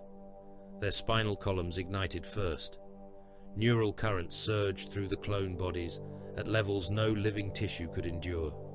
Backs arched, teeth snapped, hands hammered against glass, while nervous systems became incandescent threads beneath the skin. 1,000 versions of Bile screamed. The Wraithbone relays drank the sound. Memories tore loose from dying brains and entered the psychic circuit. Chemos beneath violet skies. Fulgrim before corruption. The laboratories of the Great Crusade. Istvan. Terror. Millennia of flight, treachery, invention, and repeated death. Each memory passed through the original Bile. He staggered. The pain of 1,000 burning spinal cords entered him at once. He felt eyes boil inside their sockets. He felt secondary hearts burst. He felt clone bodies drown in boiling nutrient fluid as the vaults overloaded. Cordus moved towards him. "My lord," Bile raised one hand. "Do not interrupt calibration." Another bank of clones died. The echoes drove him to one knee. The chirurgeon plunged stimulants into his neck. Blood ran from his nostrils. He smiled through it. "Mnemonic discharge remains irregular," he dictated. "Increase synchronization by 1/8. Compensate for degradation within the oldest templates." "You are killing yourself," Cordus said. "I am discarding surplus." Behind the ritual frame, Mordrath's warriors herded captives into the chamber. They were new men, Glandhounds, Enclave soldiers, and altered descendants from hidden worlds had been chained together at the throat. Some carried wounds from the fighting above. One had lost an arm. Another's abdomen had been closed with crude staples, yet his black eyes remained fixed upon Bile. Word-bearers forced them to their knees around the crown. Mordrath looked upon them like a priest beholding a congregation. "Faith need not be willing," he said. "Fear is prayer stripped of dignity. Dependency is devotion without ceremony. The child who hates his father may still build his life around the wound. Bile turned upon him. They are not required. They are essential. The word-bearers raised shock mauls. Electricity drove the new men lower. "Call to him," Mordrath commanded. None obeyed. A word-bearer seized one captive by the skull and crushed until the eyes burst from their sockets. Blood ran across the ritual lines. "Call to your father." Geor entered the chamber through the western gate. His needle rifle killed the first word-bearer with a dart through the throat seal. Toxin stopped both hearts before the warrior could turn. Gland hounds followed him from the passage, weapons whispering. The ritual chamber erupted. Needle rounds struck armor joints. Word-bearer bolters answered. One gland hound lost his chest in a mass-reactive explosion, ribs and lungs spreading across the kneeling captives. Another vaulted the ritual railing and drove both knives beneath a traitor's helm. Geor reached the inner circle. Then he saw Cordus. The apothecary stood before the captives, with both arms flensed from wrist to shoulder. Strips of his preserved skin hung from the crown like votive banners. Blood ran down his gauntlets. In one hand he carried the reliquary containing the 8-fingered growth taken from Bile's dead body. In the other, he held a censer filled with fragments of burned clone flesh. "Rise," Cordus chanted. "Rise from our need. Rise from the blood of your sons. Rise from the shape carved in us." Geor aimed his rifle at him. "You lead this? I witness it. You were his physician. I remain his disciple. You kneel to a shadow wearing his face." Cordus smiled with the tranquility of the terminally insane. "All fathers are shadows before they become memory." The crown activated fully. Gravity changed. Blood rose first. It lifted from wounds in scarlet threads, twisting towards the central engine. Severed limbs followed, dragging themselves across the floor against the pull of Vantor's mass. Corpses rolled from the ritual terraces and ascended around Apex Null in slow orbit. A head passed above Bile, mouth opening and closing as its remaining blood streamed from the neck. Metal did not move. Stone did not move. Only flesh obeyed. The moon's gravity had become biological. Across the chamber, meat spread over machinery. Vascular networks branched from dead bodies and entered cogitator housings. Veins wrapped around noctilith pillars without touching their surfaces. Muscle grew across the wraithbone relays, contracting in time with the pulse beneath reality. The crown began to breathe. Its inhalation pulled blood from thousands of wounds. Its exhalation filled the chamber with voices. Across Gethsemar, men became what they might have been. A guardsman crouched behind a shattered bastion as his eyes widened and darkened. The battlefield changed around him. He smelled blood through sealed armor. He heard hearts beating inside enemy bodies beyond the smoke. His teeth loosened, fell out, and were replaced by fangs suited to tearing flesh. He did not recognize the instincts entering him. Some other version of his bloodline had hunted beneath alien stars. Now it hunted through him. A mutant officer on St. Gethsemar straightened as impossible intelligence filled his malformed skull. He saw supply networks, firing arcs, and the behavior of panicked crowds as equations. In less than a minute, he reorganized a broken uprising into a coordinated assault. Then, his enlarged brain exceeded the capacity of his skull. Bone split. Grey matter poured down his face while he continued issuing orders. A dying space marine upon. Vantor remembered battles he had never fought. Gene lines not his own moved through his final thoughts. He recalled the cold fury of the Iron Hands, the predatory senses of the space wolves, and the secret shame of blood-drinking angels. His remaining progenoid swelled beneath his throat. When the organ ruptured, 3 different sets of teeth emerged from the wound. The same force entered Bile. His back arched. The chirurgeon's anchoring limbs drove deeper into his spine. Metal fused with bone. Cables became nerves. Surgical arms ceased responding as separate machinery and began moving with the intimacy of fingers. Bile reached behind himself. There was no division between flesh and apparatus. The chirurgeon had become an organ. Blood ran from the bolt wound in his shoulder. It did not fall. It separated into a black cloud of microscopic organisms, each one moving with independent purpose. They entered the wound, consumed damaged tissue, and rebuilt it before his eyes. His shadow spread across the chamber. Additional arms unfolded from it. One held a scalpel. One carried a child. One reached towards the kneeling new men. Another opened its own chest and revealed a mouth where the heart should have been. Gior stared. "What are you becoming?"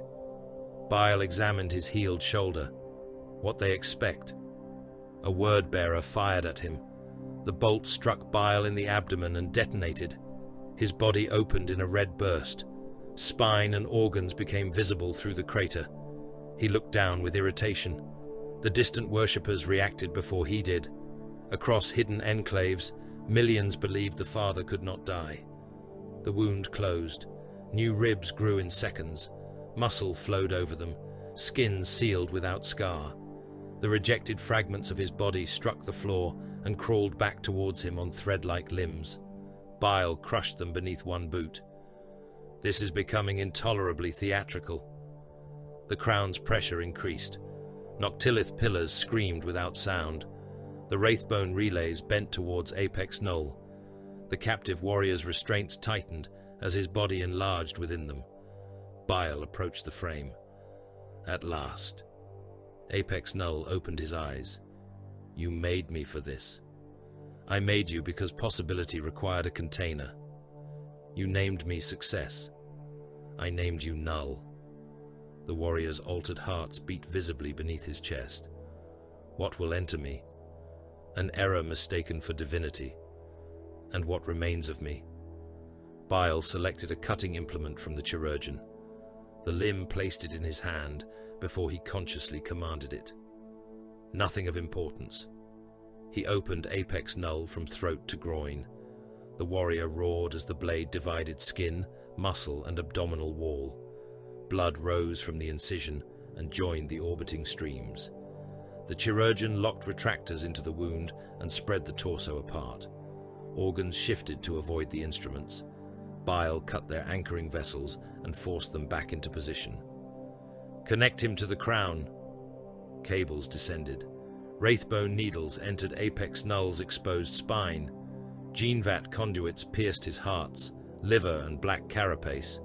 Alpha Primus-derived organs awakened around him, contracting in sympathy. The warrior became the center of the machine.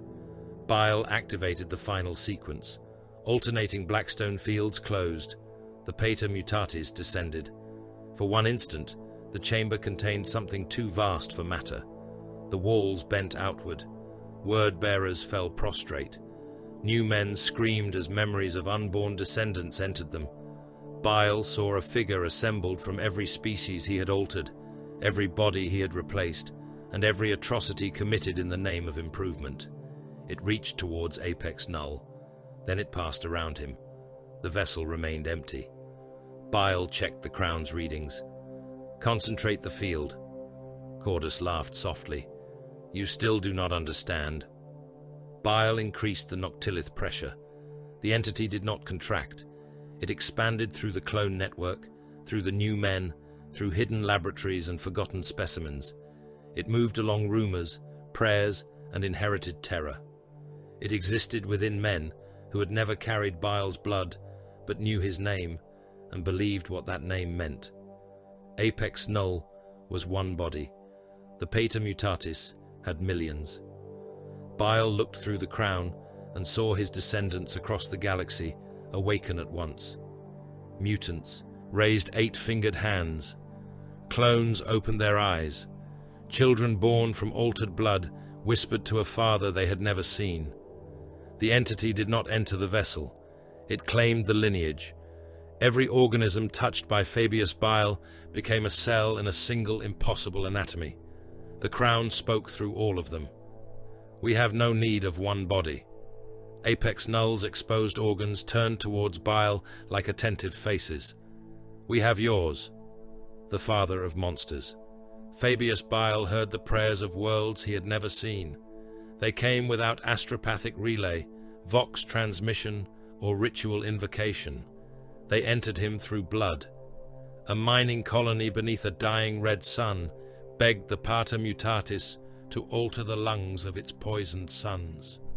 A tribe of gland hounds hunted through the ruins of an imperial agri-world and thanked their distant maker for the strength in their limbs. Mutants concealed beneath a cardinal world's catacombs whispered Bile's name over infants born with armored skin and black, lidless eyes. Millions called him father.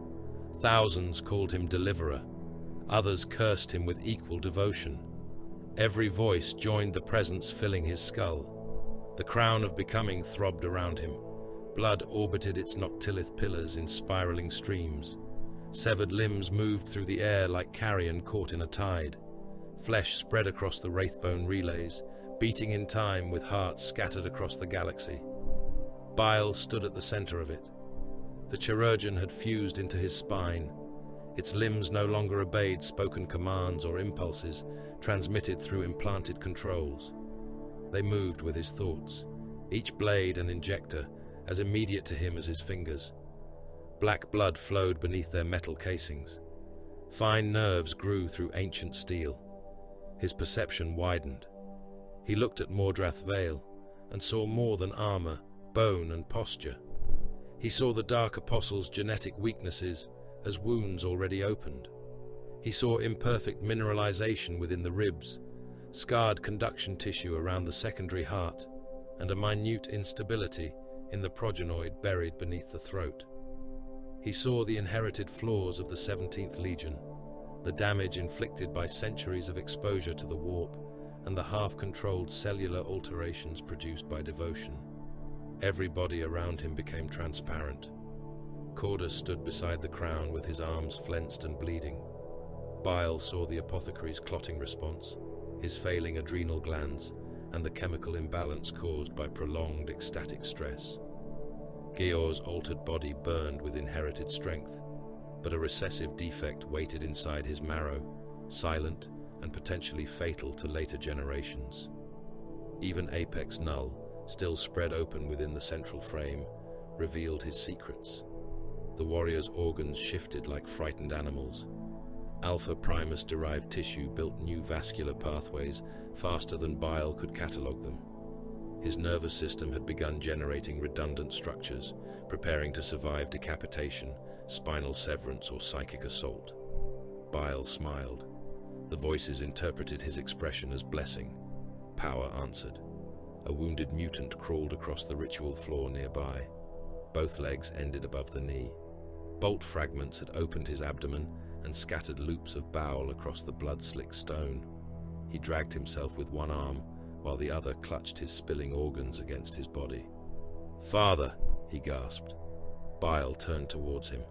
The mutant froze. "An uncomplicated request," Bile said. "Let us determine whether it produces an uncomplicated response." He raised one hand. The Pater Mutatis moved through him. The mutant's wounds closed. New legs pushed from the torn stumps, bones extending first, followed by vessels, muscle and skin.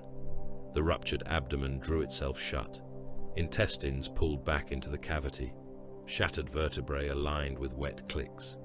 The creature rose. He stared at his restored limbs, trembling. "My lord," Cordus whispered. Bile ignored him. The regenerated body possessed defects. One femur was longer than the other. The new musculature had attached incorrectly around the left hip.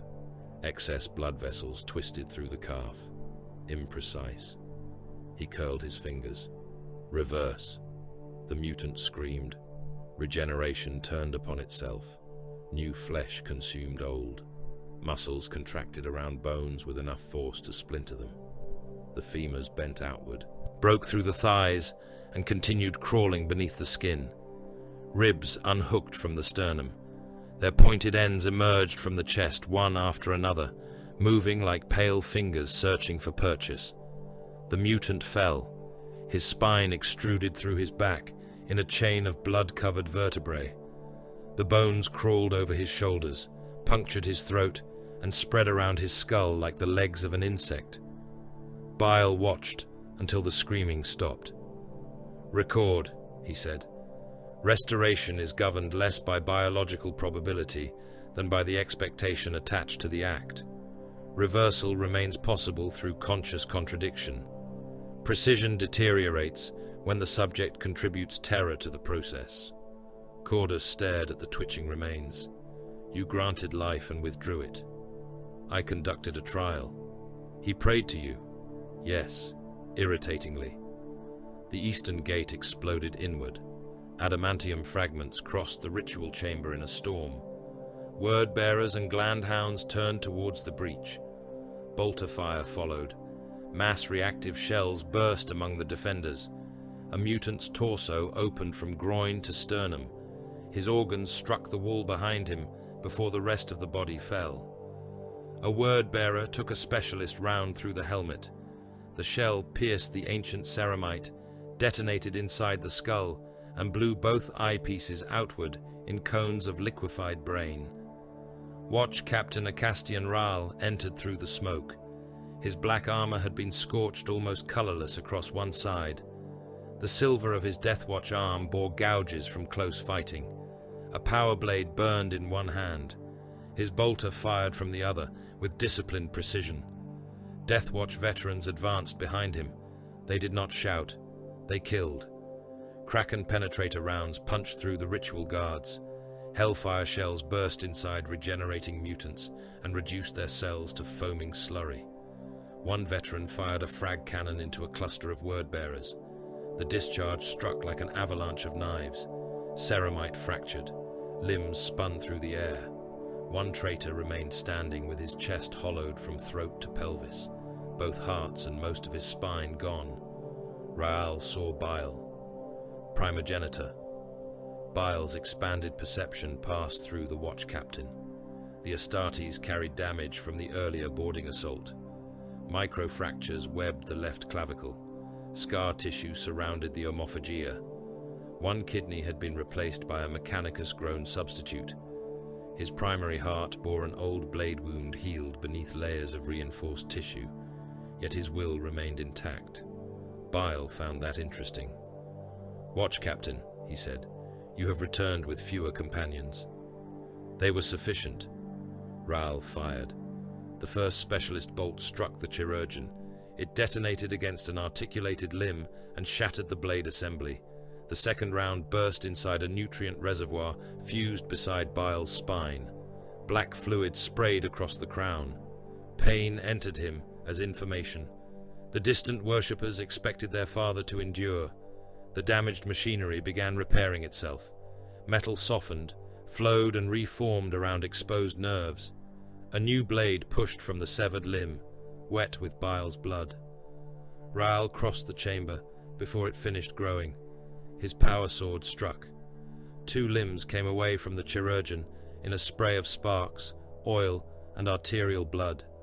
They hit the floor, still moving. One dragged itself towards Bile upon hooked fingers. Bile swung the rod of torment. Raal caught it against his vambrace. The rod discharged. Lightning crawled over black plate. The watch captain's muscles spasmed, but he forced the weapon aside and drove his shoulder into Bile's chest. Both went through a bank of gene vats.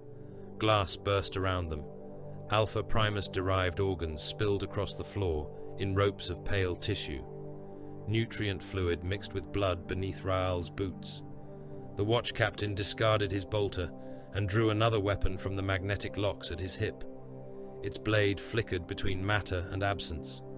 A Xenophase weapon. Bile saw the strike before it came and still failed to evade it. The blade entered beneath his ribs. It passed through fused flesh, the chirurgeon's anchoring structure, and the empiric presence holding both together. The Pater Mutatis recoiled. Bile's shadow lost half its additional limbs. Voices vanished from his mind by the 1,000. Raal twisted the weapon. A hole opened through Bile's torso. It was not merely a wound. It was an interruption. Flesh around the blade forgot how to exist. Through the cavity, Bile could see the crown, the orbiting blood, and the fighting beyond. "Effective," he said. Raal drove the blade deeper. Bile struck him with the rod of torment. The weapon touched the gorget beneath the watch captain's helm. Every pain receptor in Raal's body activated. Old wounds reopened within his memory. Scar tissue burned. His implanted organs spasmed against their supporting structures. The pain traveled through the black carapace and reached pathways created during his transformation into an Astartes. Raal remained standing. His hands tightened around the Xenophase blade. The bones in his fingers cracked. Bile increased the discharge. Raal's secondary heart stopped. His primary accelerated. Blood vessels ruptured behind his eyes. Muscles contracted hard enough to tear at their attachment points. Still, he did not fall. Bile leaned close. Excellent. The watch captain's answer emerged through clenched teeth. Die. Eventually. Frequently. The chirurgeon moved. One surviving limb caught Raal's sword arm. Another drove beneath the edge of his breastplate. Metal fingers tore through seals, cables, and black carapace. The armor opened with a shriek of tortured ceramite. Bile drew an injector from the chirurgeon's reservoir and drove it into the exposed tissue. The compound entered Raal's bloodstream. It carried false biochemical commands derived from corrupted gene seed. His implanted organs recognized one another as foreign matter. The rejection began at once. The multi-lung contracted and tried to seal itself away from the respiratory system. The secondary heart attacked its own connecting vessels. The preomnor flooded the digestive tract with acid. The Laraman's organ released clotting cells until blood thickened inside the arteries. Raal dropped to one knee. He tried to raise the Xenophase blade again. Bile kicked it from his hand. You have survived poisons capable of killing hive populations, Bile said. Your discipline has maintained function through neurological overload that would reduce baseline men to incoherent animals. Raal looked up at him through a cracked lens. You talk too much. Bile smiled. Preserve him. The crown obeyed. Cables descended like feeding worms. They entered the gaps torn in Raal's armor and pushed through the black carapace. One pierced the primary heart. Another entered the spine. Blackstone needles drove between vertebrae, each impact making the Astartes' body convulse. Raal roared as his blood was drawn from him. The crown replaced it with conductive fluid, saturated by powdered noctilith. His veins darkened. The rejection reaction slowed as the Blackstone suppressed the empiric influence within his organs. The same suppression spread outward, stabilizing the chamber around him. Bile watched the readings rise. A living anti-demon regulator, he said. Your hatred possesses measurable utility. Raal's helmvox crackled. The wall stands. A needle entered the base of his skull. The wall endures. Cables pulled him upright against the crown. The wall does not yield. His catechism continued, while machinery replaced his circulation, and Blackstone hooks fixed him beside Apex Null. Georg crossed the chamber through drifting smoke. Blood covered his armor. One needle rifle hung empty at his side. He carried the broken body of a glandhound beneath one arm and let it fall at Bile's feet. Your sons are dying around this machine. Bile looked down at the corpse. Then they have reached the common conclusion of all living things. You bred them for a future. I bred them as a possible future. You told us we would inherit mankind's ruins. Promises are tools for directing immature populations. Georg's black eyes narrowed. You never believed in us. I believed in your potential. Do not confuse assessment with affection. Around the crown, captured new men remained on their knees. Word-bearers had chained them by the throat. Some called Bile father, others cursed him. Both reactions fed the same shape. Georg pointed towards them. You will spend every life you made to preserve your own. No species has a right to survive merely because it wishes to. We survived everything you demanded. Until now. Bile stepped closer.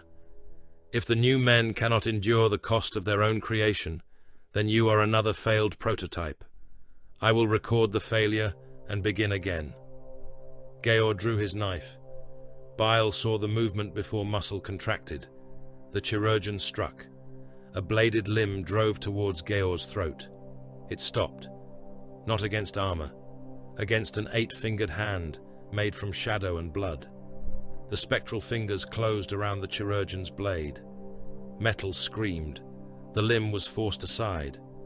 Georg staggered back. Bile stared at the manifestation. The Pater Mutatis had acted without him. Across distant worlds, millions believed the Father protected his children. They told stories of hidden enclaves preserved by Bile's foresight. They taught their sons that the primogenitor would return when the species faced extinction. Their expectation became law. "You interfere with me," Bile said. The voice answered from his own fused machinery. "A father protects what is his. I recognize no such obligation. You are not required to recognize gravity in order to fall." Bile's face tightened. Georg heard the exchange. Understanding changed his expression from anger to horror. "You do not control it. Control is rarely immediate. You have become a prisoner wearing the shape of a master." Bile raised the rod of torment. The chamber shook. Portable null charges activated around the crown. Voss stood on the western terrace with Mechanicus troops surrounding him. Compact Blackstone devices had been fixed to pillars, walls, and damaged relay housings. Each unit opened like an iron flower. The null field struck. Demons entering through the ritual breaches collapsed. One Slaaneshi creature became a heap of perfumed organs. A Tzeentchian horror folded inward until only a wet eye remained upon the floor. Plague things burst into clouds of dead insects. Warp fire vanished from Mordrath's Crozius. The Pater Mutatis screamed through every clone. Sections of Bile disappeared. His left arm vanished from shoulder to wrist, leaving his hand suspended for a moment before it fell. A cavity opened through his skull. The crown remained visible through the missing half of his face. Thousands of psychers died across Gethsemar. Astropaths tore themselves apart in their thrones. Battle psychers collapsed as their souls recoiled from the null pulse. Navigators screamed behind sealed visors, third eyes bleeding as the warp became an absence too vast to comprehend. Bile remained upright. His body flickered between flesh, metal, and emptiness. Mordrath moved while he was weakened. The Dark Apostle reached the central controls and drove his Crozius into the command altar. Colchizian script spread across the crown. The Word-Bearer's ritual reasserted itself through channels cut in blood. "I name myself First Apostle of the Pater Mutatis," Mordrath proclaimed. His voice crossed every surviving Vox frequency. "Witness the suffering of the Father. Witness the sacrifice by which chaos raises him beyond flesh. He is wounded that his children may endure. He is broken that they may be remade." The distant prayers changed. Bile's agony became sacred. His resistance became martyrdom. Every wound Voss inflicted strengthened the legend Mordrath was creating. Bile saw the mechanism clearly. The Pater Mutatis drew strength from believers. It lived through their expectations, their terror, and their need. Containment had failed because its body was not the crown or apex null. Its body was the congregation. There was one reliable method of starving it. Bile extended his remaining hand towards the command lattice. Deep within the bloodlines of the new men lay sequences no one else knew existed. Dormant genetic instructions inherited through generations. A safeguard against rebellion. A final correction concealed inside billions of bodies. He transmitted the activation cipher. Across the galaxy, hidden organs awakened and waited for the last command. Cordus looked at him in horror. Georg understood. "You would kill all of us. I would remove the medium sustaining the phenomenon. Billions. Specimens." The final rune burned beneath Bile's hand. One command would cause hearts to digest themselves. Marrow would become poison. Every new man carrying the sequence would die within minutes. The Pater Mutatis whispered through his surviving nerves. Father. Bile's finger hovered above the rune. For the first time in 10,000 years, he paused. The god he denied. The final command waited beneath Fabius Bile's hand. It existed as a single rune within the crown of becoming, a small thing of cold light capable of murdering billions. Across the hidden enclaves of the new men, dormant organs had awakened in answer to the preliminary signal. Hearts stumbled, marrow thickened. Men who had never seen their creator fell to their knees beneath alien suns as inherited glands began secreting the first components of their own extinction. The bloodlines waited for Bile to complete the sequence.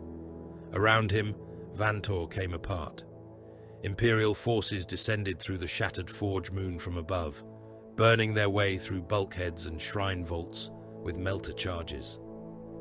Skitarii marched into the crown chamber through curtains of toxic steam, radium carbines firing in perfect volleys. Word-bearers held the upper terraces behind barricades made from manufacturing machinery and skinned corpses. Their bolters answered with mass-reactive thunder, bursting augmented bodies and spraying the ritual floor with irradiated meat. Slaaneshi demons pushed through the failing wards in knots of perfumed mist. Their claws scored the Noctilith pillars and vanished wherever the Blackstone's null pressure touched them. More followed over the dissolving remains, laughing as reality stripped skin from their limbs. Bile's creations fought among themselves. Glandhounds loyal to Gior cut down mutants prostrating themselves before the crown. Vat warriors who still obeyed Bile dragged worshippers from the ritual lines and broke their necks. Others knelt beneath the blood-filled air, chanting Pater Mutatis as shells passed above their heads. Some tore the eight-fingered hand into their own chests. Some turned their weapons upon former pack brothers and declared the mortal father obsolete. Every death fed the thing taking shape within the chamber. The rune burned beneath Bile's finger. He saw the kill switch spreading through the blood of his descendants, not through instruments or pict feeds. He perceived it directly, as though every new man were a remote organ within his own body. On a moon hidden beneath warp storms, an Enclave commander collapsed across a strategy table. His sons caught him as his muscles locked. On a dead world beyond the Cicatrix Maledictum, hunters fell during pursuit, black blood spilling from their noses. Within the hold of a refugee ship, thousands convulsed in silence as their reinforced hearts fought against the first biochemical command. Geor reached the control platform. His armor had been split across the chest. Blood soaked the hide beneath it.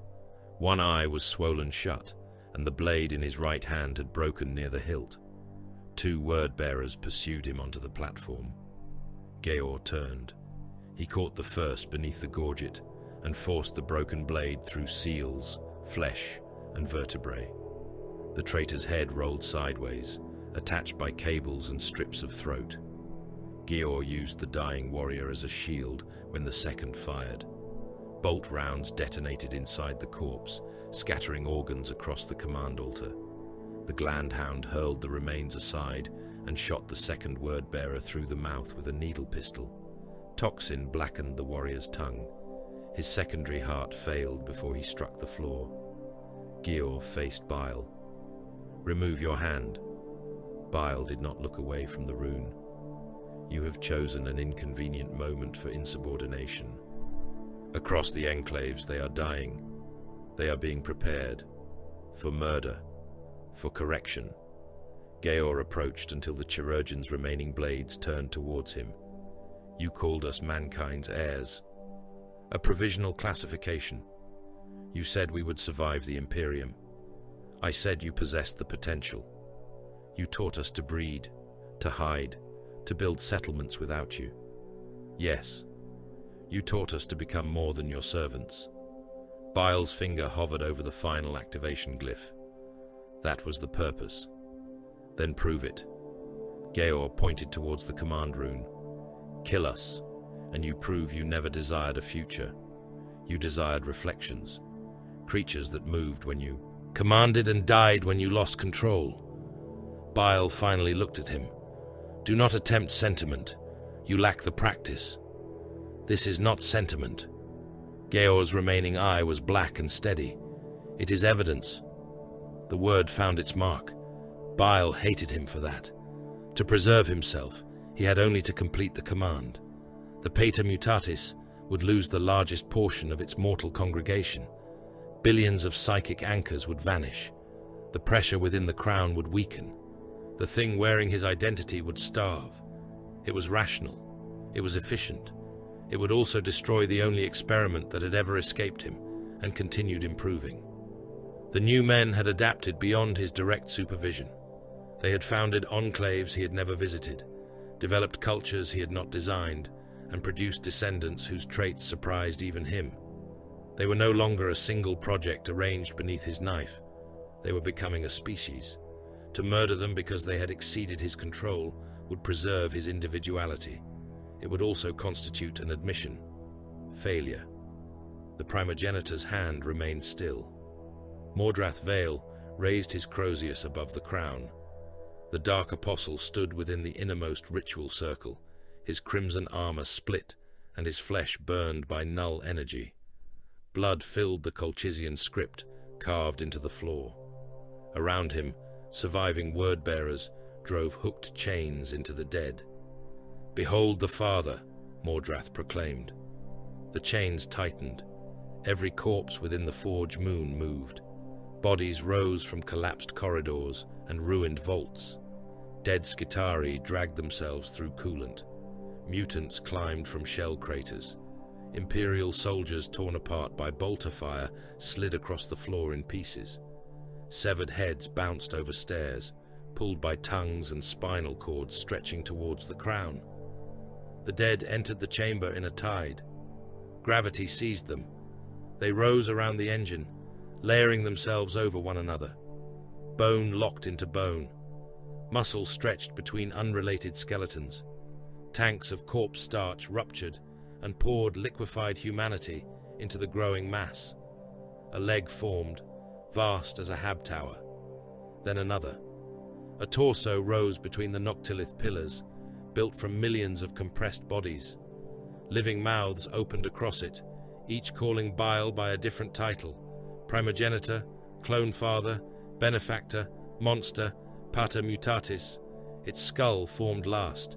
It bore Bile's face, not the face he possessed, but the image carried in the minds of those who feared him. Gaunt, ancient, crowned by surgical steel. Its fingers extended as scalpels, bone saws, injector needles, and hooked retractors. Each hand possessed too many digits. The colossal thing bent beneath the ceiling of the forge moon. Mordrath spread his arms. The throne receives its god. Bile removed his hand from the kill switch. Your sermon has exceeded its useful duration. The Dark Apostle turned. Warp fire returned to his Crozius.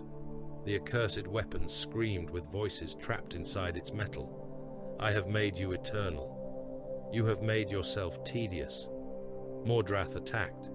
The Crozius struck with the force of a demolition charge. Bile twisted aside. The weapon shattered the command altar and sent fragments of blackstone across the platform. One shard passed through Bile's cheek.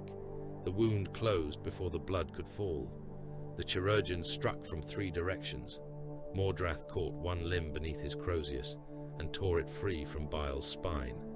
Black blood sprayed from the severed cable. Another blade entered beneath the word-bearer's pauldron, but warp-fed muscle trapped it before it reached the heart. Mordrath drove his forehead into Bile's face. Bone cracked. Bile staggered, nose flattened, one eye filled with blood. The Dark Apostle swung again.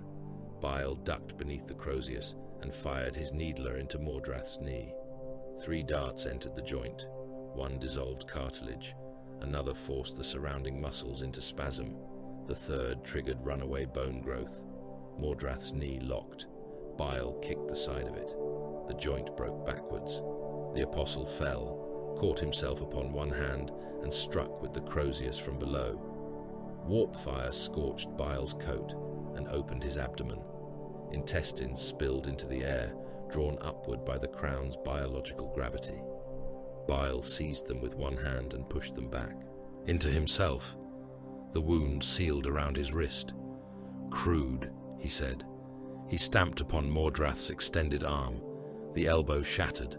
The chirurgeon caught the apostle's other wrist and twisted until the shoulder dislocated. Bile placed one boot against Mordrath's breastplate and pulled. Tendons parted beneath ceramite.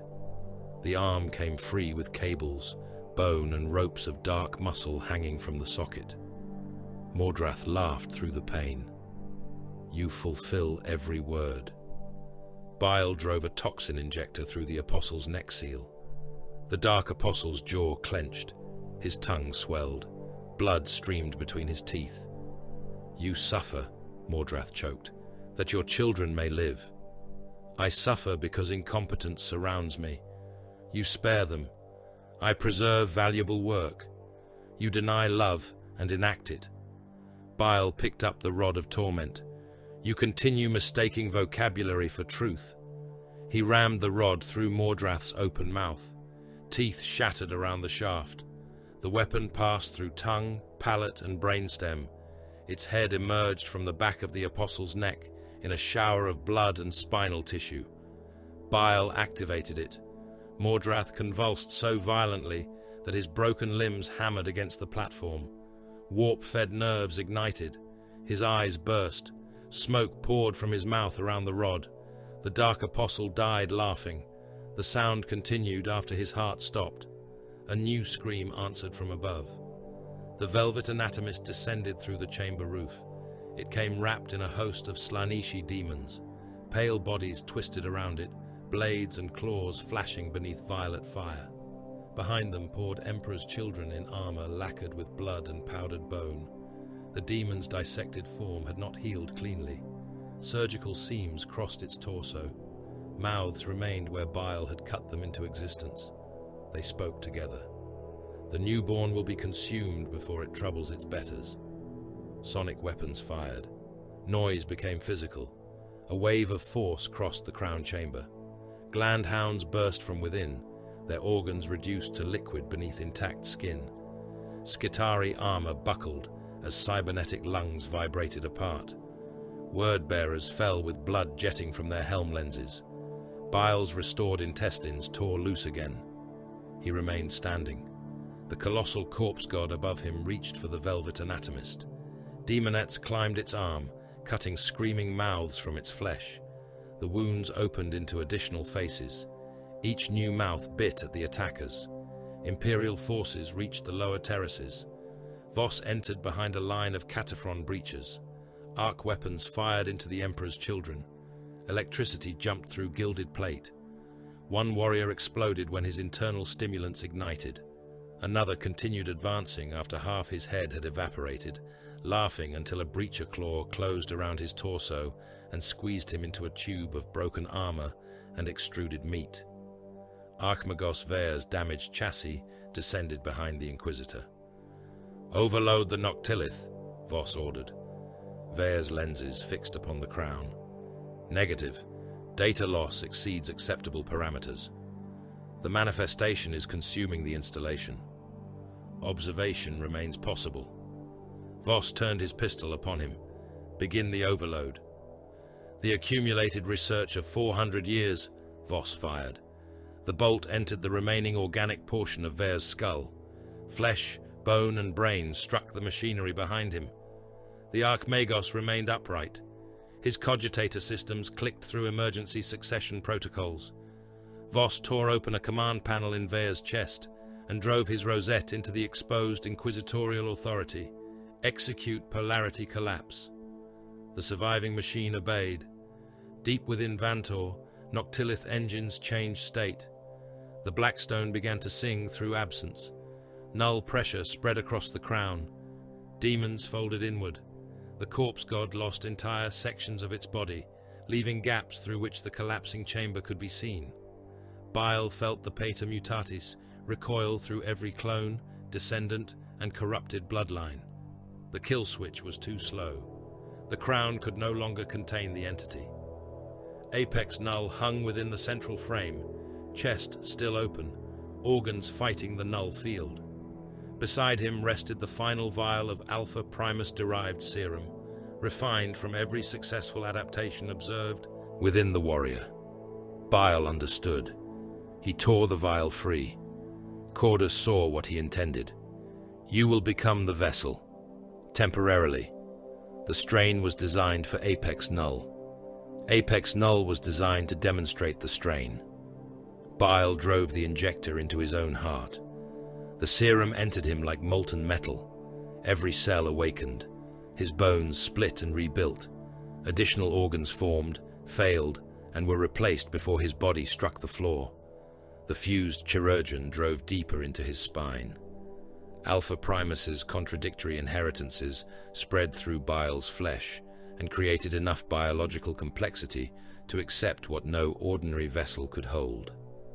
Bile opened himself. The Pater Mutatis entered. For several seconds, mortal scientist and warp god became one screaming intelligence. He was every new man praying beneath distant skies, every clone dying in forgotten vaults, every mutant cursing the form of his birth. Every victim opened beneath Bile's instruments. He saw species as malleable equations and civilizations as organisms awaiting correction. He felt the temptation to remain. Infinite laboratories, infinite flesh, authority over mutation itself. Bile laughed inside the god. Then he seized the null pulse. Rather than allow it to expand through Gethsemar, he drew it inward through his own body. The crown's blackstone regulators turned towards him. Every pylon discharged into the vessel containing the Pater Mutatis. Vantor broke. The forge moon split from pole to pole. Continents of machinery lifted into space. Titan engines fell through ruptured planes into magma. The psychic detonation struck orbit and tore warships apart. Void shields collapsed. Hulls folded. Entire fleets vanished inside storms of black light. Across Gethsemar, billions changed. Some died without wounds. Some awakened with alien organs. Others became creatures their descendants might have evolved into after 1,000,000 years beneath different stars. Bile's body came apart, molecule by molecule. His hands dissolved first, then his arms. The chirurgeon became a skeleton of light fused to a spine that no longer possessed flesh. The null pulse compressed the Pater Mutatis, forcing it from full manifestation and back into the distributed clone network. The colossal corpse god collapsed. Millions of bodies fell as rain. Bile's jaw remained after his lungs were gone. His skull floated within the white annihilation, bone peeling away in translucent layers. Inside him, the god screamed with his voice. Bile answered it as his teeth became dust. There are no gods. There are only phenomena awaiting dissection. The thing laughed from every surviving clone. Then dissect yourself. Gethsemar survived. The word possessed no meaning beyond cartographic convenience. The system remained where it had always been, its star burning above worlds that continued to obey gravity. Orbital paths endured. Dead moons circled ruined planets. The void retained the wreckage of fleets whose admirals had once believed strategy could impose order upon catastrophe. Nothing else had survived unchanged. Vantor was gone. The forge moon had split beneath the inward collapse of the crown of becoming. Its crust, manufactorums, titan vaults, and reactor sanctums had become a widening ring of debris around Gethsemar Primus. Blackstone fragments turned among burning continents of machinery. Their passage silenced astropathic transmissions, disturbed void shields, and left gaps in reality where demons vanished without cries. Some pieces remained warm with blood, others grew teeth. Gethsemar Primus had become a world-sized experiment without an observer. The red gene continued spreading through the population. Entire hive districts moved as if they were organisms. Hab towers opened vascular cavities beneath their foundations. Roads contracted around armored columns and crushed tanks within folds of ferrocrete lined by flesh. The surviving population divided into predators, prey, and things that no longer fit either classification. Billions remained alive. Imperial authorities recorded them as biologically compromised. The distinction was administrative. Orbital quarantine monitors surrounded the planet and fired upon every vessel attempting ascent. Cargo lighters packed with refugees climbed through the poisoned atmosphere and died beneath lance fire. Some carried mutant cultists, some carried Imperial soldiers. Some carried families who had never heard the name Fabius Bile. The defense monitors made no inquiry. A single volley reduced each vessel to molten fragments. Across the remaining inhabited worlds, the dead exceeded the capacity of counting machines. Munitorum clerks abandoned individual casualty tallies and recorded losses by regimental group, continent, and planetary percentage. Where numbers became too uncertain, they used the designation total. Whole armies vanished into that word. Total. It covered the soldiers liquefied inside intact armor, the pilgrims burned beneath cathedral machinery, the naval crews frozen within ruptured hulls, and the mutants who awakened with unfamiliar memories before tearing one another apart. The Imperium called Gethsemar contained. The Inquisition called it necessary. Inquisitor Lord Hellion Voss survived aboard the crippled Judgment of Ash. Most of him did not. Emergency medici crews found his torso beneath the wreckage of the Strategium after the psychic detonation reached orbit. Both legs were gone. One arm had been burned to the shoulder. Bone fragments had entered his lungs, and the null backlash had destroyed much of the nervous tissue along his spine. He regained consciousness while a surgical servitor was removing his right eye. The servitor paused. Voss ordered it to continue. By the time the command vessel stabilized into a decaying orbit around the quarantine boundary, he sat within an augmetic support throne. Iron limbs replaced those lost beneath Vantor. Respirator tubes entered his throat. A cranial plate covered the side of his skull, where the psychic shock had turned bone to dust. His surviving eye remained human. That was sufficient. Naval officers stood before him in the ruined Strategium. Emergency lumens painted their faces red. The hololithic image of Gethsemar flickered between static storms. "Erase the system," Voss said. The senior officer bowed. "From tactical archives, my lord. From all navigational records accessible to this crusade. Redirect sanctioned routes. Mark the translation corridors as impassable. Any chart containing Gethsemar's position is to be destroyed after revision. The Mechanicus will retain independent records. They will surrender them." A tech priest near the rear of the chamber emitted a burst of displeased Binharik. Voss turned his support throne towards him. "The alternative is execution, followed by memory extraction." The tech priest lowered his mechanical head. Voss dictated the remainder himself. "The designation is Pater Mutatis Protocol. Any population displaying inherited alterations consistent with bile-derived genecraft is to be considered compromised beyond investigation." One officer looked up. "Beyond investigation, my lord? No quarantine, no genetic census, no attempt at treatment." The officer's face hardened as understanding reached him. "Sterilization. Immediate and complete. There may be loyal populations carrying dormant markers. There were loyal populations in Gethsemar." The Inquisitor's remaining hand tightened around the throne restraint. They became ammunition. The protocol entered encrypted archives before the hour ended. Its seals carried authority extending across Imperium Nihilus. Worlds would burn because of it. Regiments would be executed after routine blood tests.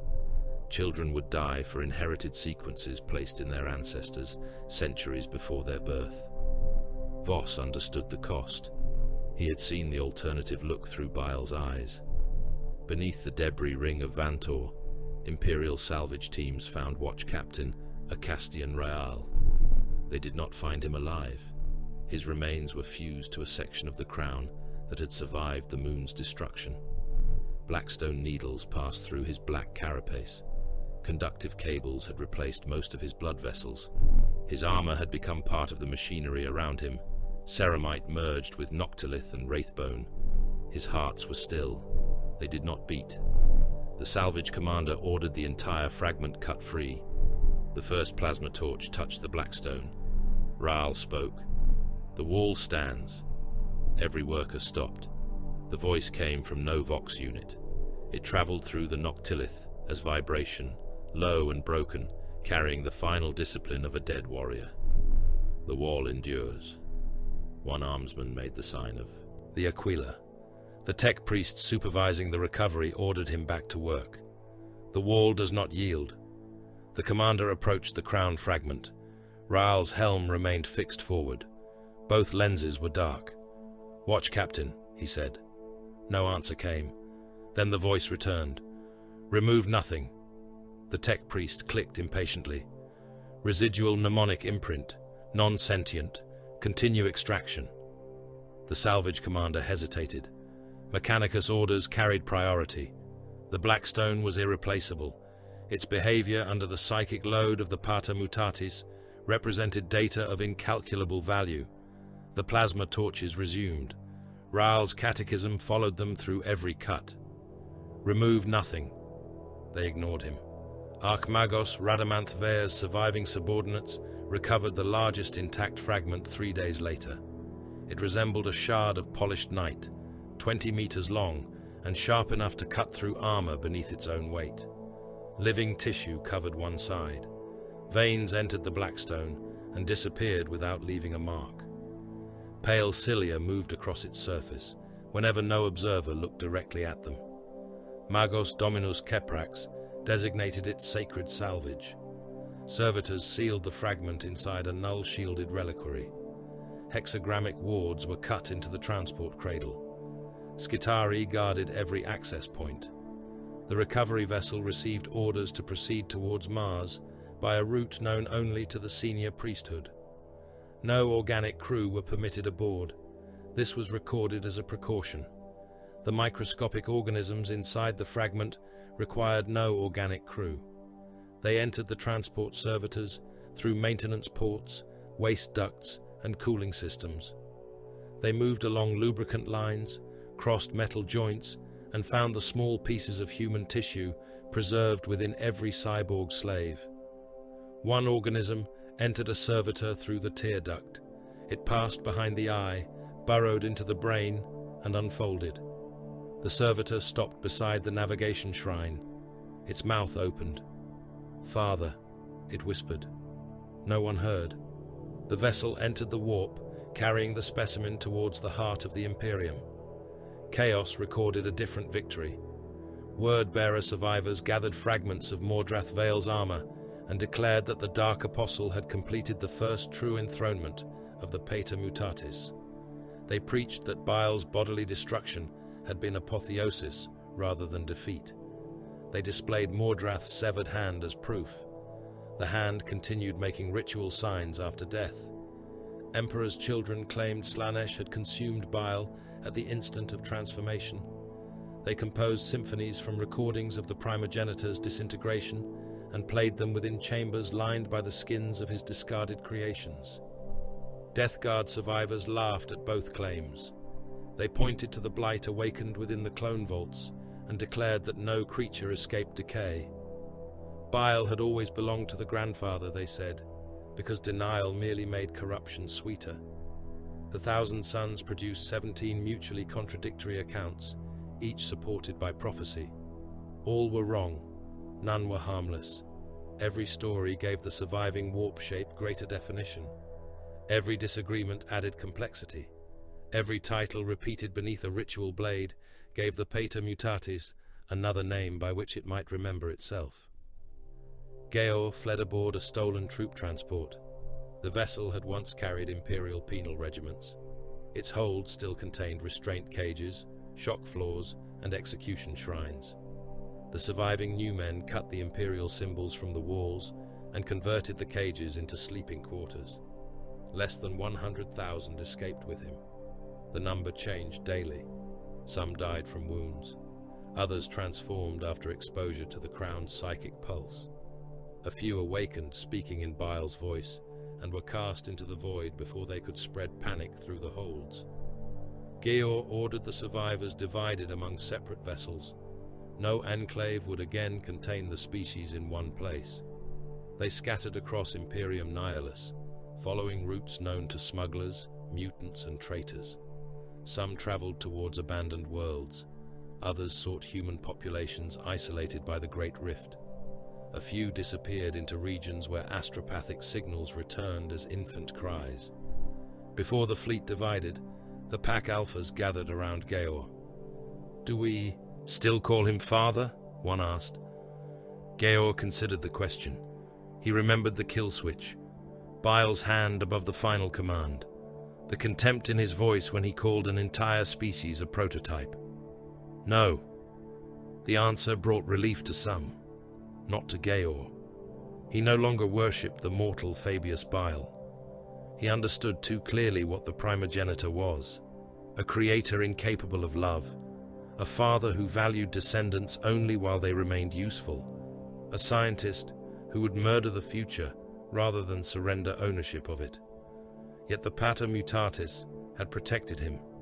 The entity was not Bile, not completely. It was the fear of every altered creature hunted for its flesh. It was the refusal of the mutant to die because an empire had declared his body unclean. It was the hunger of a species that wished to survive long enough to become something its persecutors could not imagine. Georg hated that such a truth wore Bile's face. He could not deny it existed. "Call ourselves what we choose," he told the Alphas. "No father names us now." Far from Gethsemar, beneath the light of a star emitted from every imperial chart, another Fabius Bile opened his eyes. Nutrient fluid drained from the clone vat. He vomited across the grated floor and fell to one knee. Memory entered him with the violence of orbital bombardment. He remembered Vantor splitting beneath the crown. He remembered the prayers of worlds. He remembered possessing every altered body at once. He remembered drawing the null pulse into himself and feeling the Pater Mutatis compressed through the network of his own identity. For several breaths, his body felt clean. No pain moved through the marrow. No lesions darkened his organs. The blight was absent. Bile stood slowly. He examined his hands beneath the vault lumens. The skin was smooth. The veins carried blood without corruption. Both hearts beat in flawless rhythm. "Unexpected," he murmured. The first lesion formed beneath his palm. It began as a black point. Then it branched. 8 thin lines spread beneath the skin, like fingers pressing from inside. Bile watched them grow. Across distant worlds, his followers expected him to suffer from the ancient disease. The blight had become part of his legend. Their belief restored it more efficiently than any pathogen. His hand closed into a fist. Petulant. A figure moved beyond the vat chamber. Cordus crawled into the light. The apothecary had survived through methods that rendered the word generous. Both legs were missing below the hip. One arm had become a branching mass of fingers. Much of his face had fused to his breastplate, and strips of skin hung from his armor in preserved curls. He smiled. "My lord." Bile looked down at him. Cordus began to weep. Incarnation of the Father, vessel of becoming, flesh returned from holy dissolution. Bile selected a scalpel from the surgical rack. "You remain disappointing." Cordus spread his malformed hand. "You spared the children. I preserved the experiment. You accepted the god. I contained a phenomenon. You died for them." Bile drove the scalpel through his eye. The blade entered the brain. Cordus shuddered and collapsed. Bile ordered servitors to remove the skull. He extracted the brain intact, placed it within a specimen cylinder, and connected the remaining neural tissue to a Vox relay. The dead organ floated within suspension fluid.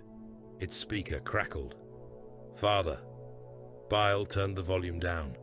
The brain continued praying. Within the hidden laboratory, the remaining Alpha Primus material waited beneath stasis. It had changed. The tissue no longer rejected baseline human cells. It accepted them, altered them, and establish stable communication with gene seed structures. Psychic impulses traveled through the sample without uncontrolled mutation. Identity could be transmitted alongside biological instruction.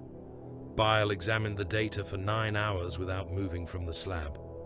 Contact with the Pater Mutatis had transformed Alpha Primus's progenoid material into a bridge. Gene seed, humanity, psychic inheritance. 3 systems once hostile to one another now cooperated within a single tissue architecture. Bile looked towards the sealed growth chambers beyond the laboratory. A new generation waited there. Warriors that would not merely adapt between generations. They would alter themselves during battle. Armor would grow beneath skin in response to incoming fire. Organs would restructure themselves after exposure to poison. Nervous systems would inherit tactical expectation from those fighting nearby. Not evolution across centuries, evolution beneath gunfire. Bile lifted his scalpel. Begin the next trial. Thousands of light years away, a mutant child knelt beneath an underhive. He had never seen a sun. Chemical runoff stained the walls around him. His father had died in a purge. His brothers had been taken by enforcers after additional eyes opened beneath their chins. The child hid beside a shrine assembled from wire, bone, and a broken medici tool. At its center stood a crude image of Fabius Bile. The child clasped 6-fingered hands. "Father," he whispered, "do not let them find me." In the hidden laboratory, Bile stopped with the scalpel above his newest subject. He heard the prayer. No relay carried it, no psyker translated it. It moved through the blood of every clone. Bile looked into the surgical steel and saw the 8-fingered shadow standing behind his reflection. "I am not your god," he whispered. Something inside every Fabius Bile smiled. "That is why they made you one.